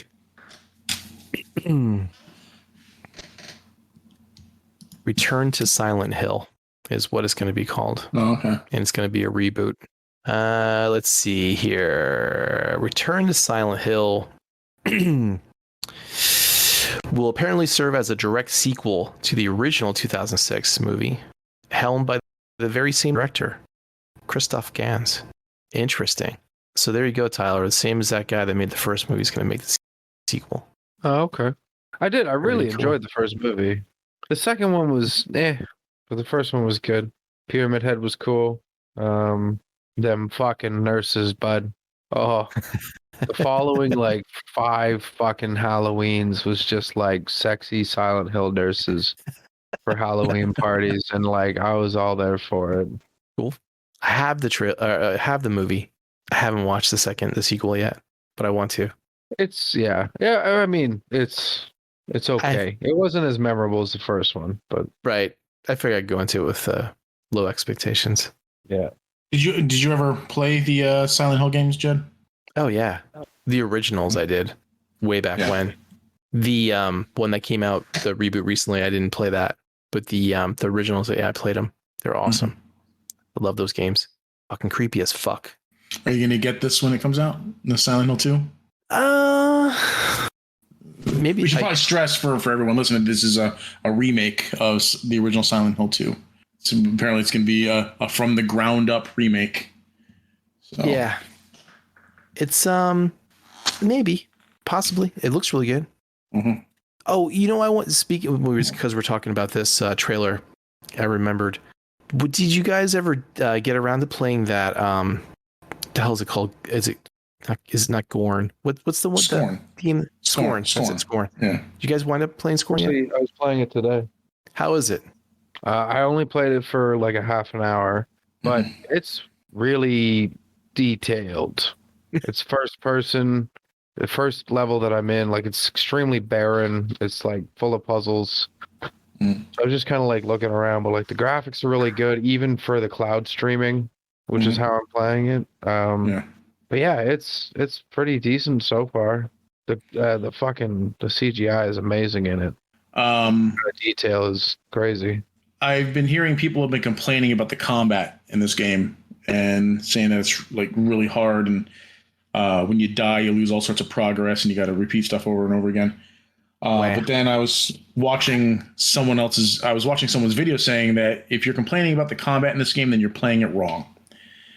Because he said that most of the time these enemies don't want to be bothered, and he said like there was like in one of the recent trailers for the game, they put a clue in there about how to deal with these things, because they said I guess the trailer in some way specifically states that the monsters in this game just want to be left alone. So if you see an enemy, if you just back off and make sure that they don't and stay hidden and just let them do their thing, they just walk away, and they'll come pop out of a hole, come walking around, and then they'll just pop into another hole, and you can just get by them. So if you have some patience and whatnot, then you can just avoid most combat encounters. So the problem is, like, I guess reviewers and other and players are trying to just engage these enemies, and they just fuck you up. Yeah, it wasn't part of the trailer, the combat, like the cool alien weapons that you get and so on. I guess, so I haven't played it yet, and I don't really know, what all the different weapons you got. I know there's like that piston gun, and I guess like there yet to the point where you got a weapon.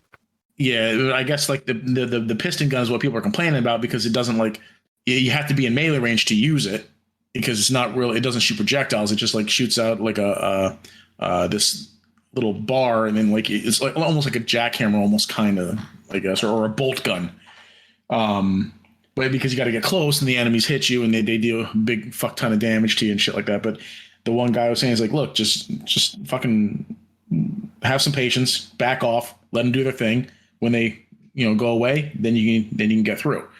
So it sounds like they're trying to treat this as a first-person shooter, and it's not. I think because of the setting and like the kind of the art style, they're thinking this is like another Doom. Yeah, and it's definitely not Doom. No, it's Myst. Myst was in a biomechanical hellscape. Yeah. I was watching the one reviewer, and he was like doing something to put his hand in, and got some type of spider thing out. Yeah. And he was like worst vending machine ever. I mean, it looks creepy as fuck, which is like really cool. The art in that game is fantastic, man. Like I haven't even really got out of the first little area, but like it is really, really good. Yeah. I read it was inspired by a lot of H.R. Geiger and some other artists. I forget who was the name. H.P. Lovecraft? No. It was the artist, a specific like artist that had like kind of like Geiger's aesthetic. Cool. What do you guys think about Final Fantasy 16? Oh, you mean Devil May Crisis Core? I was like, this is like they're like, hey, Game of Thrones is popular. Let's throw that in there a little bit too to the story. It's just, it was wait, remember that dude with the long sword and those angel wings? Let's throw him in there too. And remember when Final Fantasy was turn-based? Yeah, I do remember that. Right? What the fuck is this? This looks like the first, like one of these combats looks like the first fucking scene from Devil May Cry 3. It's like the Final Fantasy 7 remake type of engine, I think. That looks very much like it. Very cinematic. I mean, Jed, you're a Final Fantasy guy, or are you just a Final Fantasy 7 guy? No, I'm a Final Fantasy guy. I haven't played the last like 3 of them or whatever, but so you didn't play 13? I did not play 13. Okay, it's 16, right? Yeah, 16. Yeah. Last one I played was 2 sequels. 13 had 2 sequels. What was the one with the with Cindy, the mechanic? 15. Which one number? Was that 15? Well, then I guess you did 15. Play 15. Oh, I guess I did play the last one. Okay. Yeah. Oh, okay. I only ever played 10. I played a bit of 9 and a bit of 8. You played X2, right? Yeah, 10 and 10 too. Yeah, Yeah. we played those and 7 all the way to the end. All the others, and the first one was it Final Fantasy? Man, I can't remember. Was it the 2? It was like one of the I played all the way. I think it might have been the first one or the second one. But I haven't played like anything. Maybe a day or two of all the others just to see what it was about, and it was like so much, so much to do, and I was like, fuck it, I have other shit to do right now. Yeah. But yeah, ever since the Final Fantasy VII remake came out, they had like this whole, action-oriented, turn-based character switching, fucking Russian roulette, fucking, game mechanic. Oh, you can character swap like mid-combat? Yeah, that was one of the things you could do in Final Fantasy Remake. I don't know about this, but in Final Fantasy Remake, yeah, you could like say you had like, your crew of 2 or 3 or whatever, as you're fighting like the boss or whatever, the one guy, you give him an action, say fight, defend, whatever, and then they do their thing on auto, and then you're playing the main character, and you can play it like where you're Devil May Cry type of thing, or you can cast or whatever. Then you could switch, in the middle of the combat to the other character. You can also like slow it down where it's not actually turn based, but like time gets really slow, and then you can kind of plan out what you want your moves to be, like a heal or a cast or like attack or something like that. So it's kind of like Dragon Age. I never Did you ever play the Dragon Age played games? that. The 1 and 2, I had them for the PS3, but I never played them. Levy, did you play Dragon Age, like the first one specifically? I started, didn't get very far into it. I couldn't get into it. Well, that's very much kind of like what you're explaining right now. Like you had a party of people, and you could kind of swap between the party members and assign their abilities and so on, right? That was a really good, like the first one especially, Dragon Age Origins was a really good game. It's kind of dated now, but like it was primo when it first came out. Was that Capcom? Direction. No, BioWare. that was EA. BioWare, same company that did Mass Effect. Yeah. And then Dragon Age 2 came out, and it was more hack and slash, kind of like this, and it flopped really hard because of it. Because it kind of like abandoned the old style of what Dragon Age Origins and Awaken set up. But I don't know. I liked it. I liked Dragon Age 2 personally. 3 or Inquisition, I guess, is where I fell off. But if this is anything like that, then it'll probably be an enjoyable experience, unless you're not really a fan of the glitz and glam of the Devil May Cry series, because it seems to be directly ripping that. And also they have an obsession in this one with like really fancy colored glass rocks. Right. I guess that's the whole Mana Gia type of backbone to the story. Probably. Every crystal gives each of those kingdoms their power. And then there's individuals that can, I guess they're like mutants or whatever, they can harness that power. Yeah. I don't know. It'll be interesting to see how it shakes out. But like I said, I haven't played a Final Fantasy since 10, so yeah. It looks fantastic though. Like not so much gameplay, but just like character design and I mean graphical quality. Obviously, Final Fantasies are always kind of been ahead of the curve with that kind of stuff. Yeah. But like characters design specifically, like there was one suit of armor, I was like, holy shit, that looks amazing. But yeah, outside of that, like I don't know. I remember like 5 years ago they did that tech demo. It was fucking awesome. I was like, holy shit. And then it never came out. They never did anything with it. You remember that, Levy? What's that? Square Enix did that tech demo for the PS4, I think it was, or for like NVIDIA or something like that. Mm-hmm. And it was amazing. And it looked it's insane. And they never, and it was, everyone said, oh, this is going to be the next Final Fantasy. And it wasn't, but it was really cool. No, I don't remember that. All these, like with Silent Hill and this game, I've noticed like the environments and the lighting and everything like that has gotten really good, but they still haven't gotten the skin down yet for like human characters. Yeah, I can agree with that. What have you guys been playing lately, by the way, besides Scorn and fucking the Knuckle Shuffle? I've been playing Destiny. a buddy at work has really got me into it. He's actually bought me a few of the expansions as well. We've been kind of going through that. There's a really good like PvE element to the game with like some pretty rich storytelling. And then on top of that, there's a PvP element. So whenever we just decide to jump into a PvP lobby and shit on kids or get our fucking shit ripped, whatever. Was that But you always- that posted that video of, what was it, Call of Duty, where that dude took out the one guy with the fucking four-wheeler? Yeah. It's Yeah, great. That's a great that was video. fucking hysterical. Oh my god. Yeah, I miss Call of Duty for like the hot miking. Right. It's like when I played Warzone, the hot mics were atrocious. Like, so actually, there was one time I put on, because I used to put on voices whenever I would join random lobbies, just to like make people laugh. Because like there'd be three of us, we join a 4-person lobby, we get a random. So I put on this like crazy voice, and then we'd all pretend to be randoms matched together, right? Mm-hmm. And I put on a gay voice one time, and this guy straight bullied me just for being gay. Wow. Gay bashing, huh? Called me the F word, and Wow. like, didn't want to talk to me specifically, and then ended up leaving the game before the game ended because he didn't want to talk to me anymore. Which is like really fucking like I don't know if it was like eye opening, but like I was like, wow, I never understood that type of shit on that type of level until just now. Yeah. So then I put on like I put on a Russian accent, and I get people going with that. 'Cause it was like the height, right? And it was before the Ukraine thing, but it was like Mm-hmm.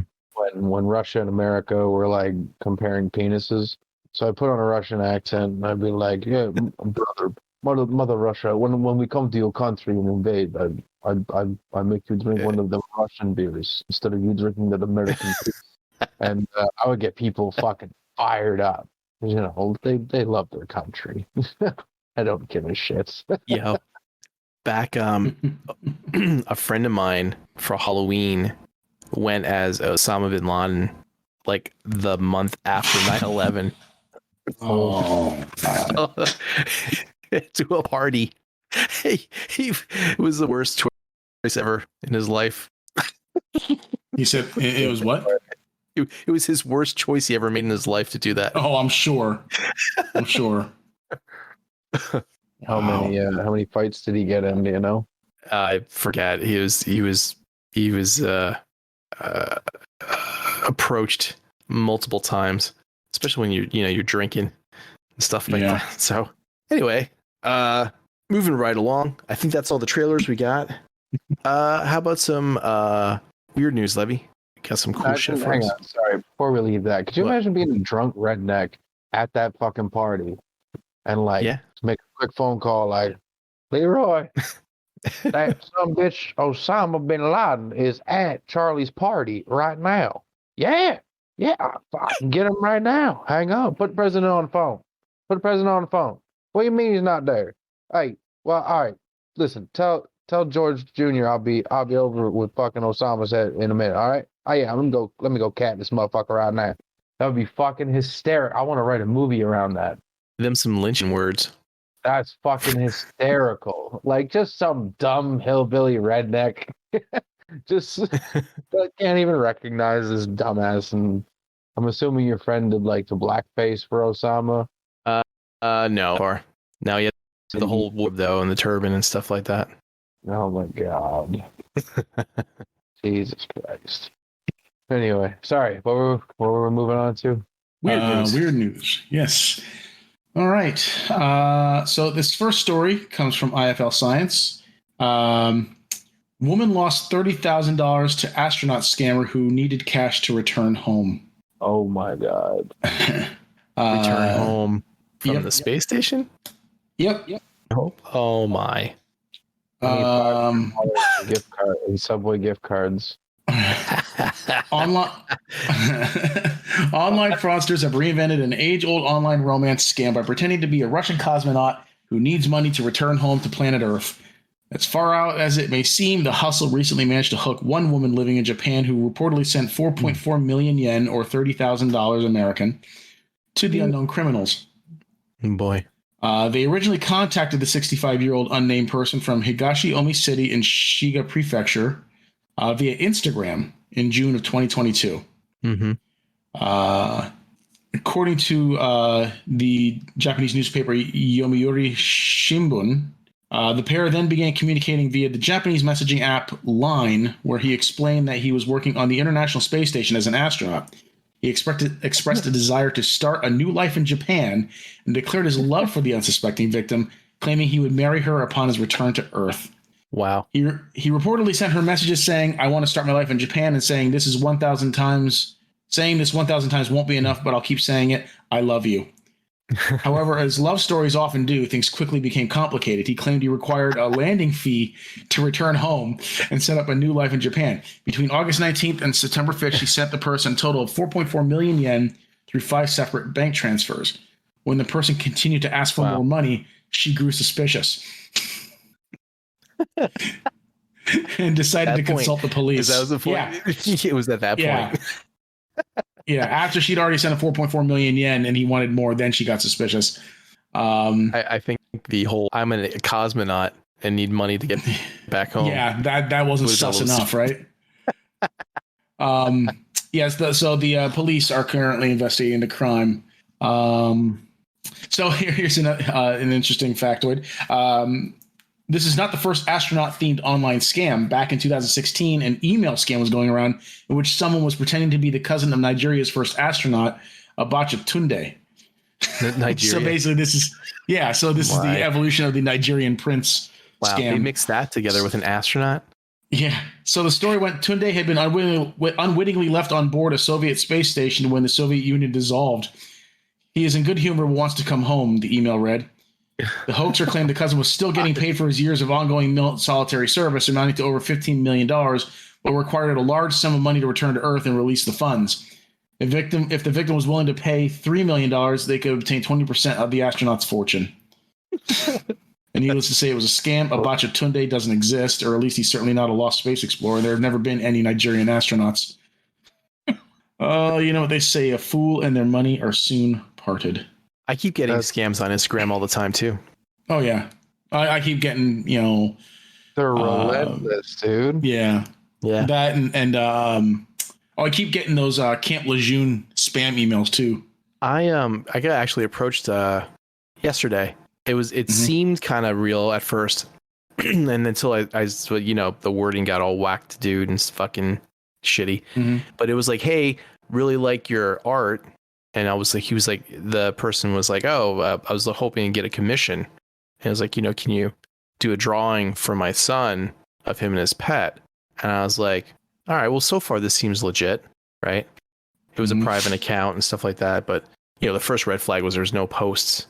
And I was like, okay, this, and like second thing. And then they were like, immediately said how much the commission would be without any type of converse. And it was like, when they said drawing, the first person I thought was like Candace, and I was like, oh, well, maybe she does animals and stuff like that for people's pets and stuff, and I thought, oh, well, this is a good opportunity. And then I started talking more, and they like sent me and it was just, as the conversation went on, I was like, yeah, this is a fucking scam.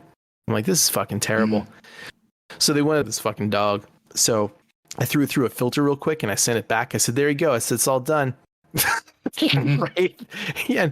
And they're like, oh, thanks. Where can we send them? I said, nah, don't worry about it. It's free.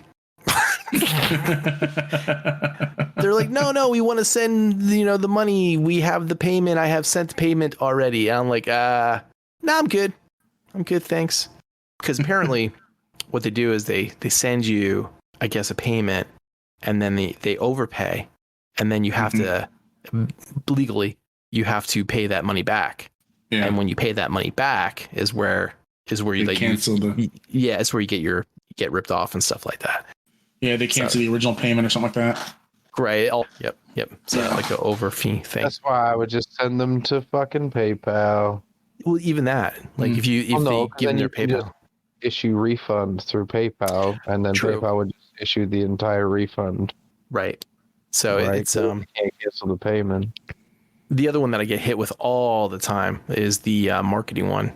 Hey, you want to give me $10 for marketing and put your shit up on a site, and you know, oh, your page is horrible. You know, it doesn't look right. Have all the keywords, you know. So what's your link? You know, it's what I do is I go, hey, you know that instead of doing what you're doing, you could do some AWS training for free. I say certification and make almost $100,000 a year working as an AWS fucking cloud architecture person.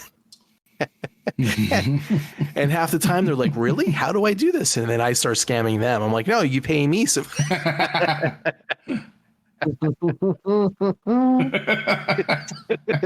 it's really funny. Has anybody ever taken you up on your offer? One person didn't take me up on my offer, but they did say thank you very much because they admitted they were doing like a marketing scam thing. And this actually looks very promising for them. And they were going to explore the possibility of training to get that as a job. I'm like, Jesus, another life saved. So it's just really funny. But yeah, it's like that all the time. It's the fucking new scam place I get on there. Yeah. So what's next, Levi? Another astronaut story? Well, in other news, honey badgers just don't give a fuck. Well, they never did, really. Yeah. So video recently surfaced of 3 leopards trying to kill and eat a honey badger, and the honey badger just gave them what for. I saw that video. Yeah. They tried their hardest, and this thing just didn't want to die. And he just like, you know, fuck you people. And after he managed to drive them, he managed to drive them up, and then he just walked away like nothing happened. So here I'll put the link in here, and you can in the link is the video, so you can check it out then whenever you want. But yeah, honey badger's a little fucking badass. Oh yeah, they're like Wolverines and shit. Mm-hmm. They'll fuck you up. I saw another video. I can't remember if it was lions or some shit. They were like ripping a fucking wolf apart. They're fighting an alligator at the same time, or a crocodile, and all this crazy shit. The thing I found out too is that hippos, even though they look fat, that's all fucking muscle. Mm-hmm.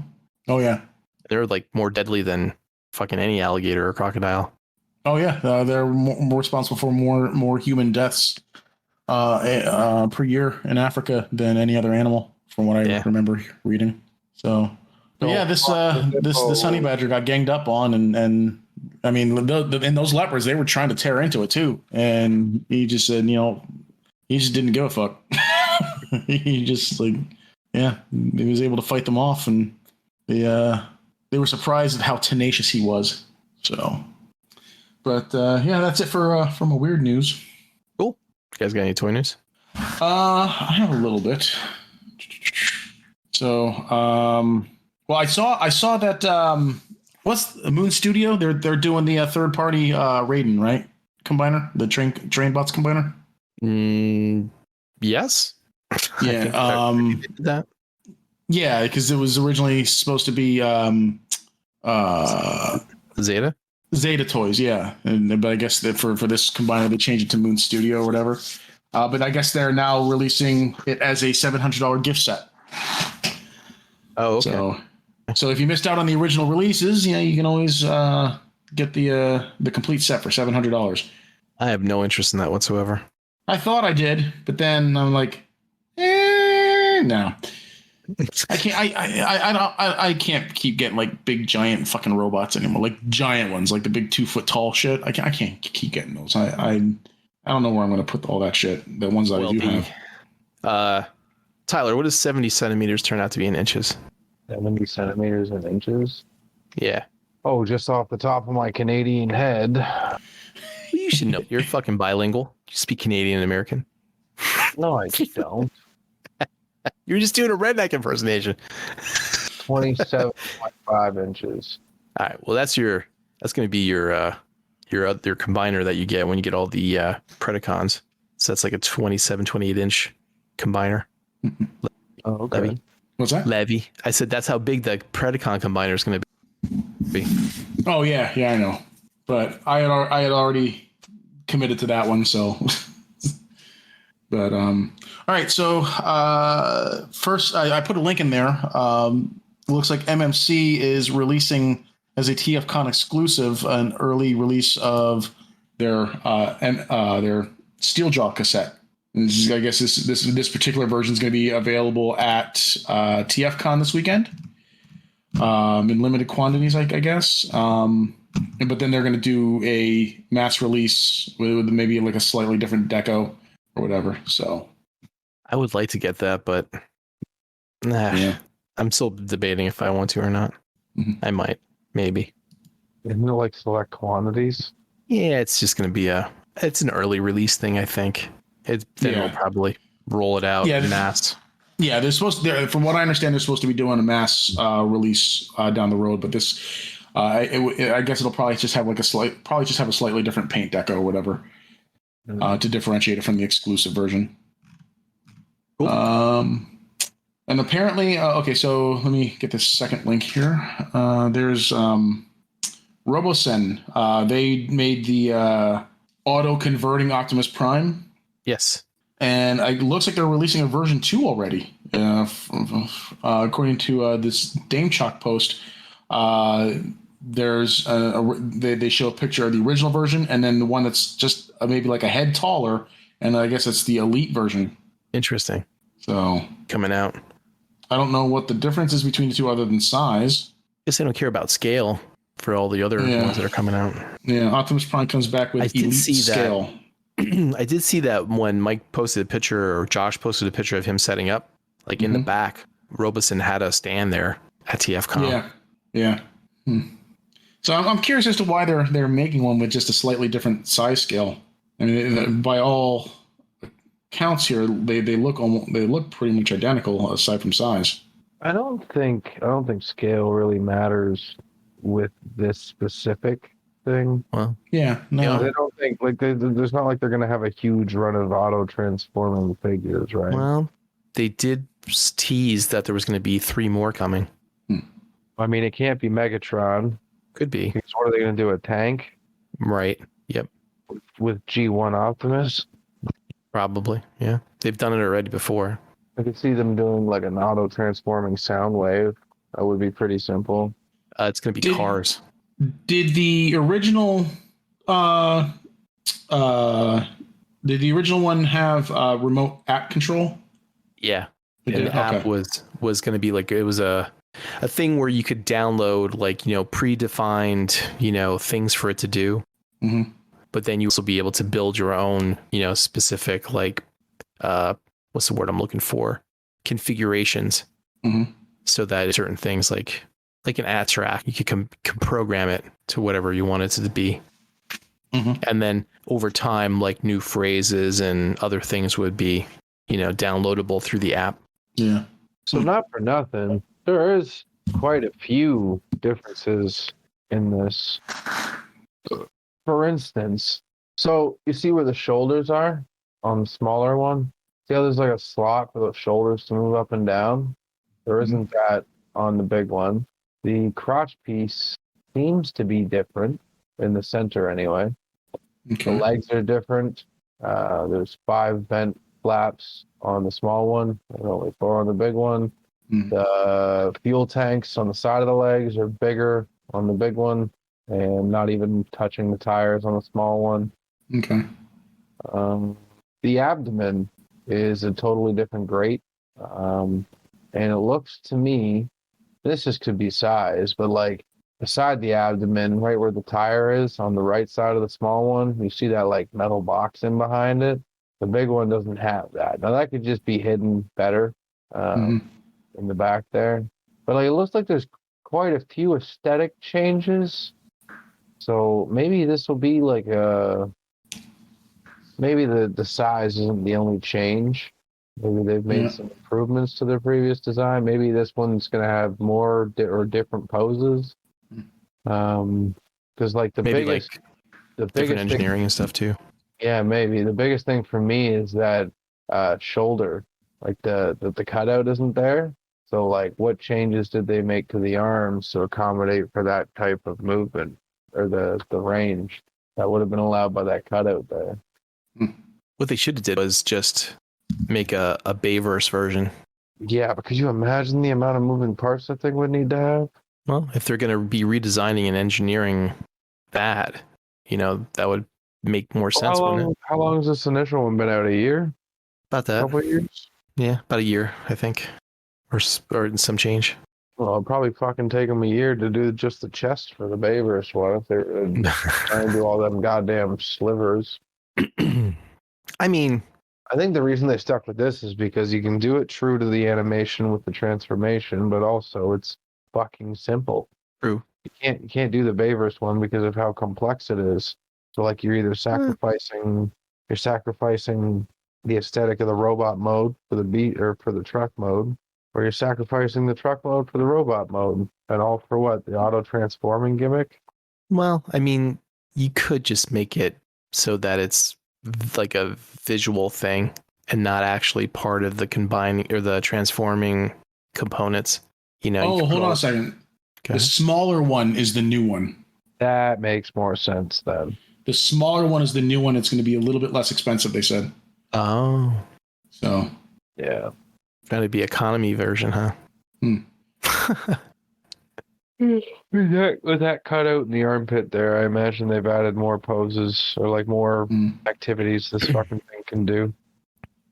But like, no, I think they're in the right pocket here if they just stick to like G1 vehicles, like specifically G1 transformations, because like, you know, you pull half the car apart, slide the legs down, Right. put the arms down, expose the head.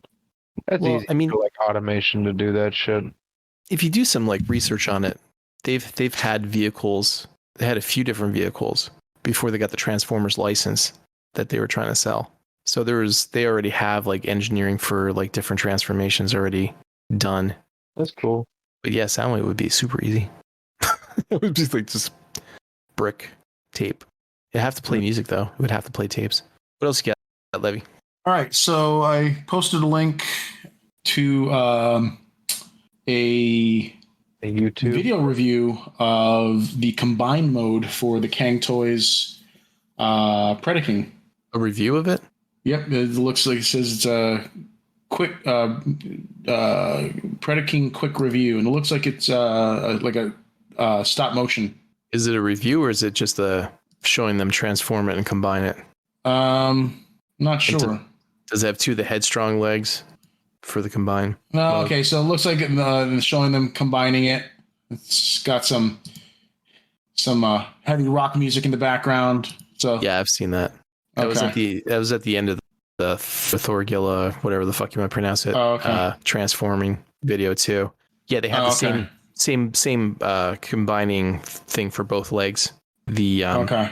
I guess that's not ram horn. That's that whatever the fucking Tantrum? name is. Tantrums, right? Yeah. For the legs. Yeah. I remember Tantrum and you didn't. Yeah, I'm not big on the Predacons. But it looks Aren't cool. you the only motherfucker on the planet that's going in on this set? No, Levy's getting it. Josh is getting it. I get it. Who else got it? Brother Kyle get it? Nate He got it. started to, but I think Kyle Right. dropped out. Mike Nate- dropped out. Nate, me, you, and I think Josh are Yeah. getting this. I think Josh. But I know for a fact it's the three of us at least. Oh yeah, no, I know Josh has been all about this. So, so I also have the that video of the Thrilla also. So Which looks cool because they use those power glove fucking piston things on his arms for the feet to stabilize the back heel on the combined mode. Mm-hmm. Did you? I don't know if you took notice of that or not. No, I didn't. So it attaches to like the wolf slipper, and then that way the back heel, from fucking falling over, you don't need to stand for it or anything. Okay. I bet you $20 that thing can't stand on its own.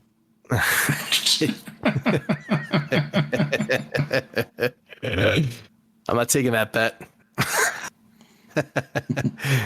You I see pussy. I see where that road leads. Yeah.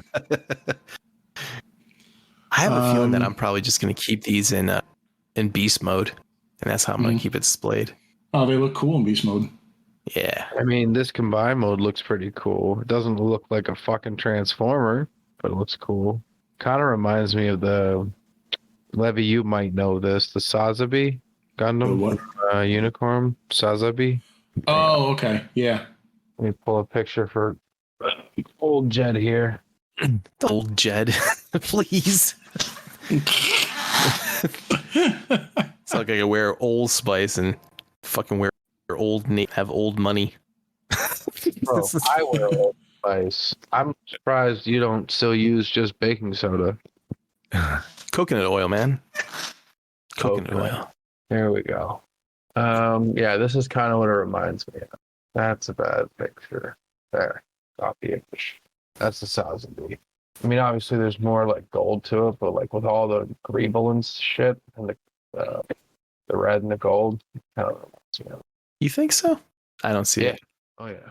I don't see it. It looks more like Gundam / Megazord than it does Transformer. I'm not saying there's anything bad about that.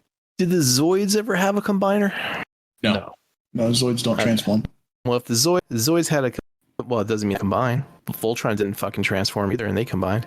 Well, right? I consider combining a form of transformation.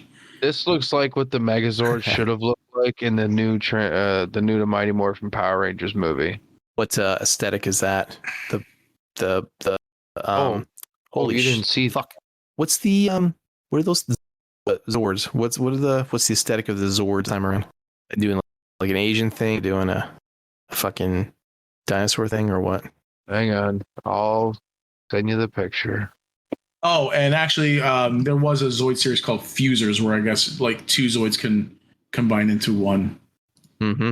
I mean, you have robot animals. It's kind of hard not to use that gimmick. There you go.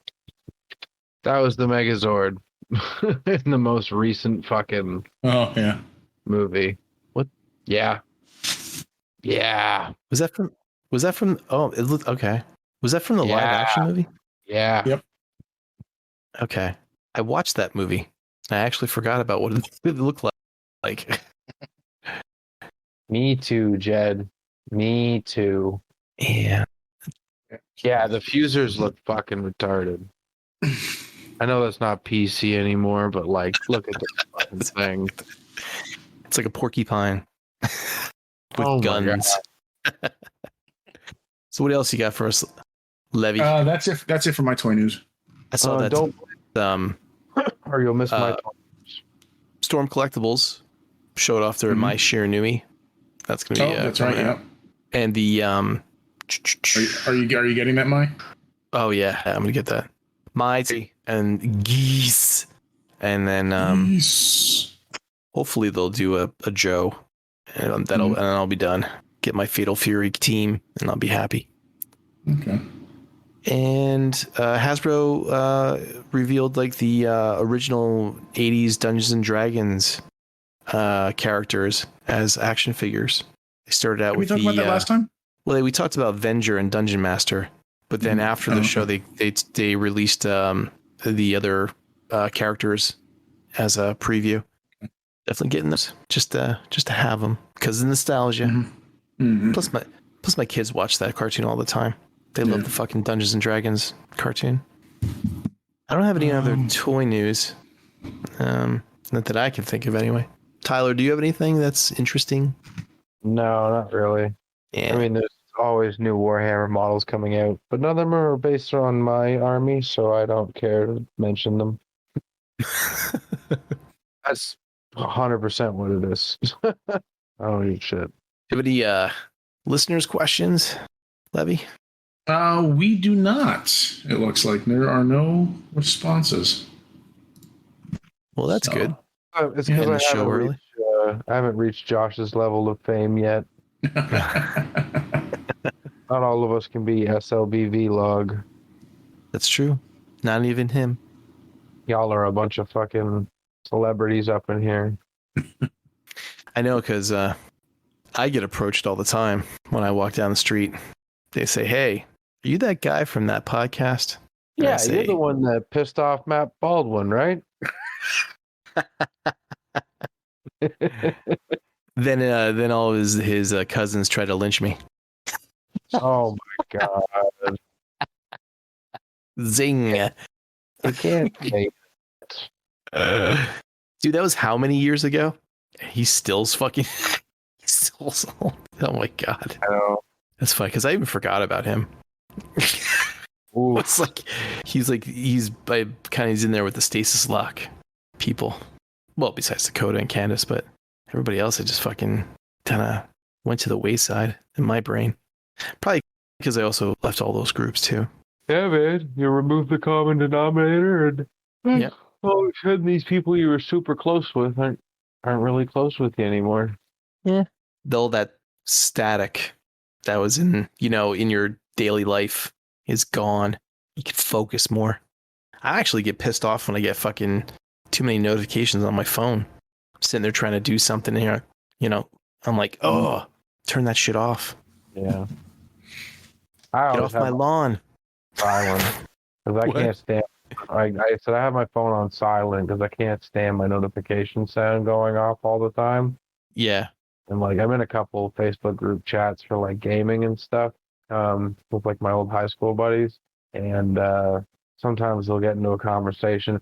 It's the same reason I had to mute the Blackout and Shout chats and the Stasis Lock chat, all them before, right? Because it's like once you guys get rolling, it's just bing, bing, bing, bing, bing, bing, bing, bing, bing. Right. Mm-hmm. Sounds like I just fucking hit the slots for a jackpot. Yeah. Yeah, but, baby. no, my phone's always on silent. And like I'm at such peace when that happens too, because like I don't care if I miss a phone call anymore or if I miss a text. I'll just get back to you when I get back to you. Mm-hmm. Like at work, I'll get back to you when I get a chance to. And it kind of works for me. Whereas like early on, I was like, oh my God, I gotta answer every message right away. Gotta be involved. Right. Need a seat at the table. Right. But yeah. Yeah, I turned off my Facebook notifications a long time ago. Yep. Yeah, I did that too. Because like now they don't even fucking know. It doesn't even matter if you interacted with anything. They'll send you a fucking notification about a page that you don't even follow. Oh yeah. Oh, this group changed their name to this. Like, wow, I haven't been a part of that group. Looks like ever. I haven't even requested to join. I was recently reminded of why I don't engage with anyone on Facebook. Why? Because the other day. No, yeah, no. The other day, IFL Science posted a article about William Shatner's reaction to seeing the vast, empty void of space, and how he just felt an immense sensation of grief. And he said, like, he looked at Earth, and then he looked at the empty, endless void of space, and he just felt that, like, why would anyone want to go out there? He said, Earth is, where we need to be, and it was like, a sensation of fear, dread, and grief, he said. So in this article, or in the comments to this article, someone had said, oh, I can totally relate to that. And I went on there and was like, actually, I don't really think you can. Because I think this is just one of those profound experiences that you can only understand if you experience it for yourself. Right. Like one of the first comments called me an incel because of it. Well, yeah. I'm like, what? The fuck are you talking about? Incel. And apparently it turned out that the person who originally, who had posted that comment was a woman. And I had no idea. I didn't even pay attention to the name. All I did was I just said, yeah, I don't think you can, because like my point was like, this is just something that I think is just so profound. You have to experience it for yourself before you can even begin to relate to what William Shatner experienced. And someone said, because I said actually, because I started it with the word actually, they said, no, that sounds pretty incelly. Just telling a woman that she can't, feel what she feels or whatever. And I'm like, oh, fuck off. So I immediately deleted my comment. I deleted my response to the guy. And I said, fuck this. This is why I don't fucking engage in Facebook. I mean, the amount of times I'll type up like a fucking good ass response that I'm proud of, and then I'll just delete the whole thing because it's like, man, I don't involved. Without posting it, I do that too. But for some reason, I completely forgot that I don't do this. I don't engage. I don't talk. I don't post in comment sections. I just don't fucking do it. But this one time I completely forgot myself and I fucking did it. And I got reminded very quickly of why I don't. Yeah. So, Yep. oh, Fucking I'm just like, what the fuck? you incel mansplaining. I know, right? Fucking Christ. Hey, we've got an internet celebrity and an in-celebrity.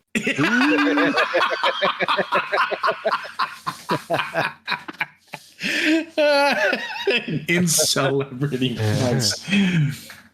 Meanwhile, my Facebook is blown up from this Tyler Gillette guy. Tyler Gillette posted a link. Tyler Gillette shared Deathcord Snobs post. Tyler Gillette shared IFBB Pro Joven Saga Beans post. Tyler Gillette shared Kobe Old Donuts post. Tyler Gillette. It's like he's got it everywhere.